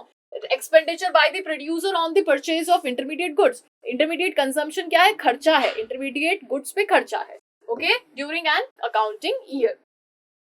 What is meant by intersectoral flows? Intersectoral flows क्या होता है इसके बारे में अपन ने बात करी थी. सो it is the flow of goods and services as well as the flow of money among different sectors of the economy. Goods and services का और money का जो flow है अलग अलग sectors में, इसी को अपन intersectoral flow के नाम से जानते हैं. A stock is a quantity measured as a specific period of time. तो क्या ये सही है? बिल्कुल सही नहीं है. स्टॉक क्या होता है? स्टॉक हम किस में मेजर करते हैं? पॉइंट ऑफ टाइम में मेजर करते हैं. तो ये एक ऐसा वेरिएबल है जिसे हम पॉइंट ऑफ टाइम में मेजर करते हैं. सो it is a particular point of time. तो जो स्टेटमेंट हमको दिया गया था वो बिल्कुल गलत है. सो यहाँ पे capital formation is a stock variable. अब जो कैपिटल फॉर्मेशन होता है यानी कि कैपिटल को बनाते रहना जो होता है, क्या ये स्टॉक वेरिएबल है? क्या ये एक पॉइंट ऑफ टाइम पे बनाते हो? नहीं. स्टॉक फॉर्मेशन तो होता रहता है. तो ये क्या होना चाहिए? ये एक तरीके से होना चाहिए यहाँ पे flow. So capital formation is a flow variable. It refers to addition to the stock of capital. इसका मतलब क्या है कि आप कैपिटल के स्टॉक में क्या कर रहे हो बच्चों? एडिशन कर रहे हो. एंड इट इज मेजर्ड पर यूनिट ऑफ टाइम पीरियड. और ये किस में मेजर किया जाता है? टाइम पीरियड के अंदर मेजर किया जाता है, ना कि पॉइंट ऑफ पीरियड पे, पॉइंट ऑफ टाइम के अंदर. So next is producer sector supplies the factor services to the household sector. तो क्या ये सही है? प्रोड्यूसर्स क्या सर्विसेज प्रोवाइड करता है? बिल्कुल भी नहीं. हाउसहोल्ड क्या करता है? हाउसहोल्ड जो होता है वो सर्विसेज प्रोवाइड करता है to producers. So this statement was false. Producer sector supplies goods and services. Producer क्या सप्लाई करते हैं? प्रोड्यूसर सप्लाई करते हैं बच्चों goods and services. Household sector क्या सप्लाई करता है? हाउसहोल्ड सेक्टर सप्लाई करता है services. Okay, factor services. Then what is meant by normal resident of a country? Normal resident of a country क्या होता है? हमने अभी बहुत बार normal resident अभी अपन ने काफी बार बात करी, लेकिन ये होता क्या है? So देखो, normal resident are those resident who ordinarily reside in the country, जो कि country के अंदर रहते हैं. Considered and whose center of economic interest lies in that country. ठीक है, देखो जो उस कंट्री के अंदर रहते हैं और जिनका इकोनॉमिक इंटरेस्ट यानी कि जो उनकी अर्निंग्स है वो उसी कंट्री से होती है. ठीक है, जैसे अभी अपन इंडिया में रह रहे हैं बहुत लंबे समय से और हमारा इकोनॉमिक इंटरेस्ट भी जो है वो यहीं का है. ठीक है, तो हम यहाँ के क्या हो गए? हम यहाँ के हो गए नॉर्मल रेजिडेंट. अब जैसे कोई टूरिस्ट है, तो जो टूरिस्ट आया है वो तो थोड़े से समय के लिए आया है, 10-15 दिन, 1 महीना, 2 महीना, 6 महीने के लिए आया है. उसका इकोनॉमिक इंटरेस्ट यहाँ पे बिल्कुल लाई नहीं करता, तो उसको हम यहाँ का नॉर्मल रेजिडेंट नहीं कंसिडर करेंगे. Okay, What is meant by domestic territory of a country? अब अपन ने बात करी थी कि भाई domestic territory of a country, काफी बार इस चीज को यूज किया है. क्या होता है ये? So it refers to economic territory of a country. ये क्या होती है? इकोनॉमिक टेरिटरी होती है कंट्री की in which economic activities of a country generates its domestic income. जहाँ पे जो भी इकोनॉमिक एक्टिविटीज हो रही है, मतलब इस टेरिटरी के अंदर जितनी भी एक्टिविटीज हो रही है, जितनी भी इकोनॉमिक एक्टिविटीज हो रही हैं, वो यहाँ की क्या कहलाती है? डोमेस्टिक इनकम कहलाती है. इससे बाहर निकलते ही इनकम डोमेस्टिक नहीं रह जाती. Okay, define domestic factor income. Domestic factor income क्या होती है? देखो, so income generated in the domestic territory, वो इनकम जो कि डोमेस्टिक टेरिटरी के अंदर जनरेट हुई है. ठीक है, by all the enterprises during 1 year. ठीक है, 1 साल के अंदर जितने भी एंटरप्राइजेस हैं जिन्होंने यहाँ पे डोमेस्टिक टेरिटरी के अंदर इनकम अर्न करी है, that is known as domestic factor income. Okay, what are transfer payments और ट्रांसफर एक्सपेंडिचर? देखो, ट्रांसफर पेमेंट्स क्या होता है इसको समझना बहुत ज्यादा जरूरी है. और इसी के साथ में मैं आपको एक चीज और बताऊंगी, वो भी जरा सुनिएगा. पहले समझो कि ट्रांसफर पेमेंट्स क्या होता है. So these are those unilateral payments. देखो, यूनिलेटरल मतलब होता है एक तरफा. ठीक है, एक तरफा यानी कि एक तरफ से, ओके। हिंदी मेरी काफी सुंदर नहीं है, पर एनीवेज इंग्लिश भी नहीं है वैसे तो, बट एनीवेज यूनिलेटरल यानी कि जो एक तरफा, यानी कि जैसे अब सरकार क्या करती है, ओल्ड एज पेंशन देती है, तो ओल्ड एज पेंशन अब एक एज के बाद में हर महीने आती है बुजुर्गों के अकाउंट के अंदर, ठीक है। सो ये क्या हो गई, ये यूनिलेटरल हो गई, alright. So transfer payments are those payments which are unilateral payments corresponding to which there is no value addition। अब जो बूढ़े बुजुर्ग होते हैं वो रिटायर होने के बाद में क्या किसी तरीके का वैल्यू ऐड कर रहे हैं? पहले तो वो जॉब करते थे, चलो उनकी वैल्यू भी ऐड हो रही थी इकोनॉमी में, अब वो कोई किसी तरीके की जॉब नहीं कर रहे हैं, उनकी वैल्यू ऐड नहीं हो रही है, लेकिन उनको पेमेंट हमेशा मिलता जा रहा है, ठीक है।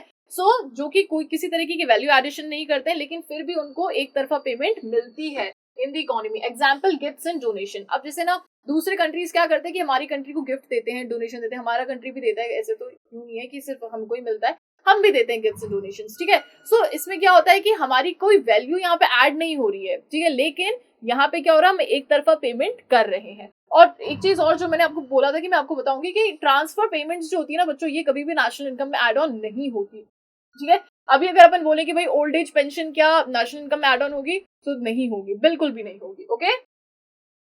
The Indian people employed in the World Health Organization located in India are non-resident of India।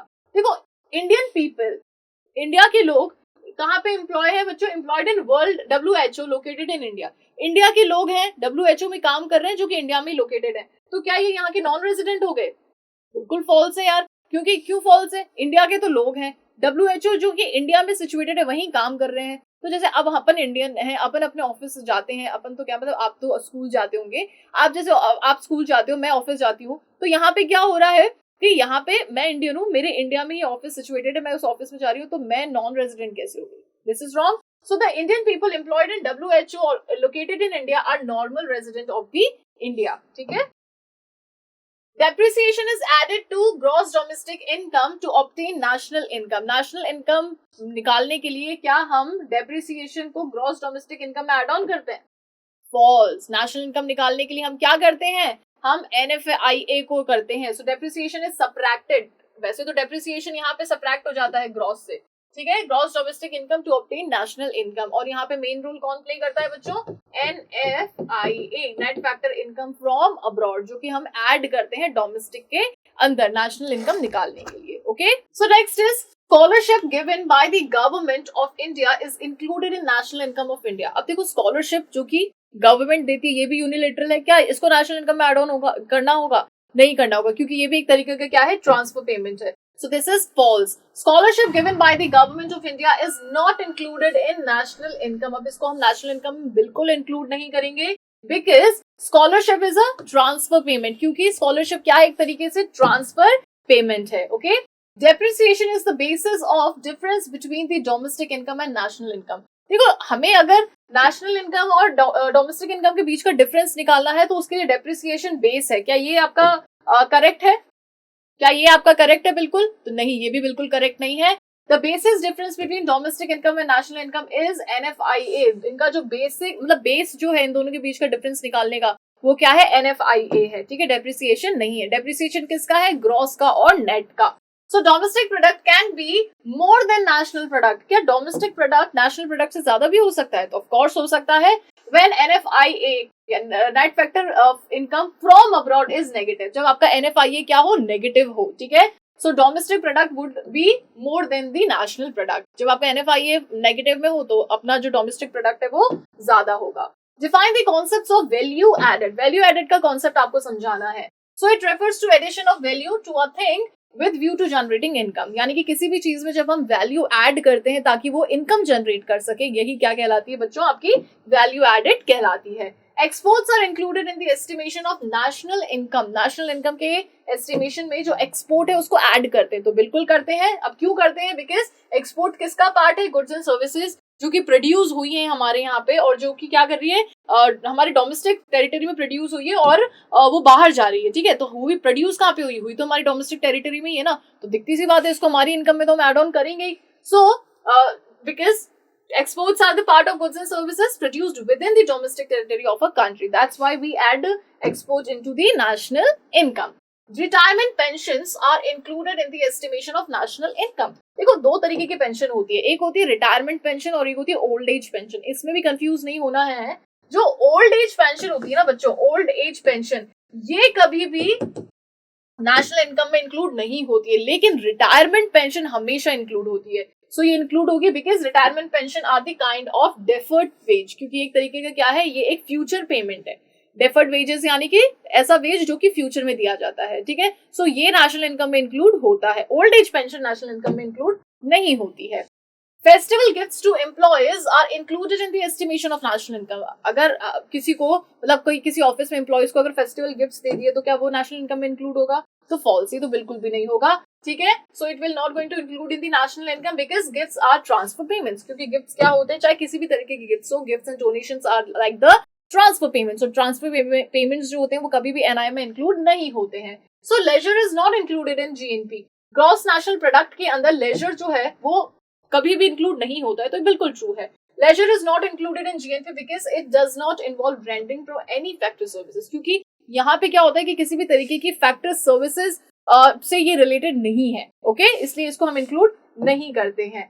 Prize won in a lottery, अगर कोई किसी की लॉटरी लगी और लॉटरी जीत ली किसी ने, तो उसमें जो प्राइज जीता है क्या वो नेशनल इनकम में इंक्लूड होता है? तो ये भी नहीं होता है, ठीक है। तो फटाफट से जो लॉटरी भरना है वो शुरू कर दीजिए, क्योंकि अगर आपका लॉटरी लग भी गई तो वो नेशनल इनकम में इंक्लूड बिल्कुल नहीं होगी। So false. Prize won in a lottery is not included in the national income because it is just a windfall gain. क्योंकि ये एक ऐसा मतलब ये एक अनसर्टिनिटी है ना, और ये कभी भी अनसर्टिनिटीज कभी भी क्या होती है, नेशनल इनकम में इंक्लूड नहीं होती है, ओके। और क्योंकि अनसर्टिनिटी भी है और इसने किसी भी तरीके की वैल्यू ऐड नहीं करी है। दूसरी चीज ये। Next is current year prices are the prices prevailing during the base year. Current year prices वो प्राइसेस होती है जो कि बेस ईयर के बेसिस पे क्या की जाती है, कैलकुलेट की जाती है। तो ये बिल्कुल फॉल्स है। So current year prices are the prices prevailing during year of estimation. तो जिस साल एस्टिमेट किया जा रहा है उस साल हम क्या कर रहे हैं, उसी प्राइस को हम कंसिडर कर रहे हैं। Nominal GDP can be converted into real GDP by using the quantity index.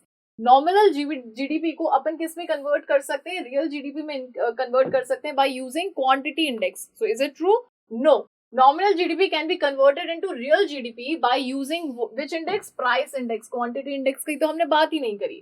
Not the quantity index. How are GDP and welfare related to each other? GDP और welfare एक दूसरे से किस तरीके से related है? So other things remaining constant, higher the GDP implies higher the welfare. देखो higher GDP होगी तो higher welfare होगा, ठीक है। So that there is a positive relationship between GDP and welfare. तो यहाँ पे हम ये चीज कह सकते हैं कि GDP में और वेलफेयर में कैसा रिलेशनशिप है, पॉजिटिव रिलेशनशिप है। लेकिन ये चीज कहना कि ये हमेशा दोनों साथ में ही ग्रो करेंगे, ये गलत होगा, क्योंकि ये बिल्कुल भी सही नहीं है। जीडीपी बढ़ रहा है, वेलफेयर भी साथ साथ में बढ़ रहा है, ये कभी कभार पॉसिबल है, ये हमेशा पॉसिबल नहीं है, ओके। इसका रीजन अपन डिस्कस कर चुके हैं। सो डिफाइन एक्सटर्नलिटीज। जो एक्सटर्नलिटीज क्या होता है इसको जरा समझो। So it refers to positive and negative impact. ये कैसा होता है, ये पॉजिटिव और नेगेटिव इम्पैक्ट होता है किसी भी इकोनॉमिक एक्टिविटी का, ठीक है, ऑन द अदर, किसी दूसरे पे, विदाउट इन्वॉल्विंग एनी प्राइस और पेनल्टी। और यहाँ पे इस पॉजिटिव और नेगेटिव इम्पैक्ट की ना कोई प्राइस मिलती है ना कोई पेनल्टी मिलती है, ठीक है। तो यहाँ पे एक ऐसी इकोनॉमिक एक्टिविटी होती है जिससे कि किसी दूसरे के ऊपर या तो पॉजिटिव इम्पैक्ट पड़ता है, नेगेटिव इम्पैक्ट पड़ता है। अब अगर पॉजिटिव पड़ रहा है तो इसके लिए कोई पे नहीं कर रहा, और नेगेटिव पड़ रहा है तो कोई पेनल्टी नहीं मिल रही है। So this is known as externality. So next is welfare of the people in an economy is measured in the terms of availability of average income per capita. So upon welfare किस तरीके से measure करते हैं? क्या इस तरीके से measure करते हैं कि भाई जो हमारी income per capita है वो क्या सब लोगों में मिल रही है, ठीक है। availability of average income per capita इस basis पे अपन measure करते हैं? So बिल्कुल नहीं। इसको अपन किस basis पे measure करते हैं कि availability of goods and services, ज्यादा से ज्यादा लोगों के पास में गुड्स एंड सर्विसेज अगर पहुंच रही हैं तो उस बेसिस पे अपन इसको मेजर करते हैं। So welfare of the people is measured in terms of the availability of goods and services per person, okay. With every increase in the level of GDP, social welfare definitely increases in the economy. मतलब GDP बढ़ रहा है तो social welfare definitely बढ़ेगा। क्या ये correct है? बिल्कुल करेक्ट नहीं है। हाँ, ये चीज अपन कह सकते हैं कि बढ़ता है, लेकिन हमेशा बढ़ता है ये कहना सही नहीं है। So false. If increase in the level of GDP is associated with higher level of income inequality, अगर जीडीपी बढ़ रहा है और साथ में इनकम की इनइक्वालिटी भी बढ़ रही है तो ये चीज हम बिल्कुल नहीं कहेंगे कि यहाँ पे वेलफेयर भी बढ़ रहा है, ओके। सो ये कहना बिल्कुल गलत होगा कि जीडीपी और वेलफेयर दोनों साथ साथ में बढ़ते हैं, ठीक है। सो बच्चों, एज आई प्रॉमिस, यहाँ पे हमने पूरा नेशनल इनकम बेस से लेकर के टॉप लेवल तक का पूरा कंप्लीट किया है। साथ ही में काफी सारे ऐसे क्वेश्चंस थे जो कि हमने यहाँ पे सॉल्व किए हैं, ठीक है। अब देखो, अब यहाँ पे ना रहते हैं अपने वो वाले क्वेश्चंस जो कि मेन होते हैं, यानी कि जो हमारे तीनों मेथड के बेस पे जो क्वेश्चंस होते हैं वो, तो उनपे अपन एक अलग वीडियो बनाएंगे और उसके अंदर सिर्फ अपन वही क्वेश्चंस यहाँ पे सॉल्व करेंगे, ठीक है। तो उसके अंदर क्या करूंगी कि क्विकली मैं आपको पहले फॉर्मुलेस बता दूंगी, फिर अपन क्वेश्चंस वहां पे सॉल्व करेंगे। अभी फिलहाल ये वीडियो यहीं पे खत्म करते हैं। आई होप कि आपको पूरा का पूरा नेशनल इनकम जितना भी हमने यहाँ पे पढ़ा है वो सारा आपको अच्छे से समझ में आया होगा। सो अगर आपको ऐसा लगता है कि कोई ऐसी चीज है जो कि आपको नहीं समझ में आई है, या फिर कोई कॉन्सेप्ट जो कि इतना अच्छे से क्लियर नहीं हुआ है, तो वो आप मुझसे पूछ सकते हैं कमेंट सेक्शन में। अगर आपको बच्चों आज का ये वीडियो अच्छा लगा है तो इस वीडियो को लाइक कीजिएगा, चैनल को सब्सक्राइब कीजिएगा, अपने फ्रेंड्स के साथ में भी नेशनल इनकम को शेयर करें और बेल आइकन को प्रेस करना बिल्कुल भी ना भूलें। Thank you so much.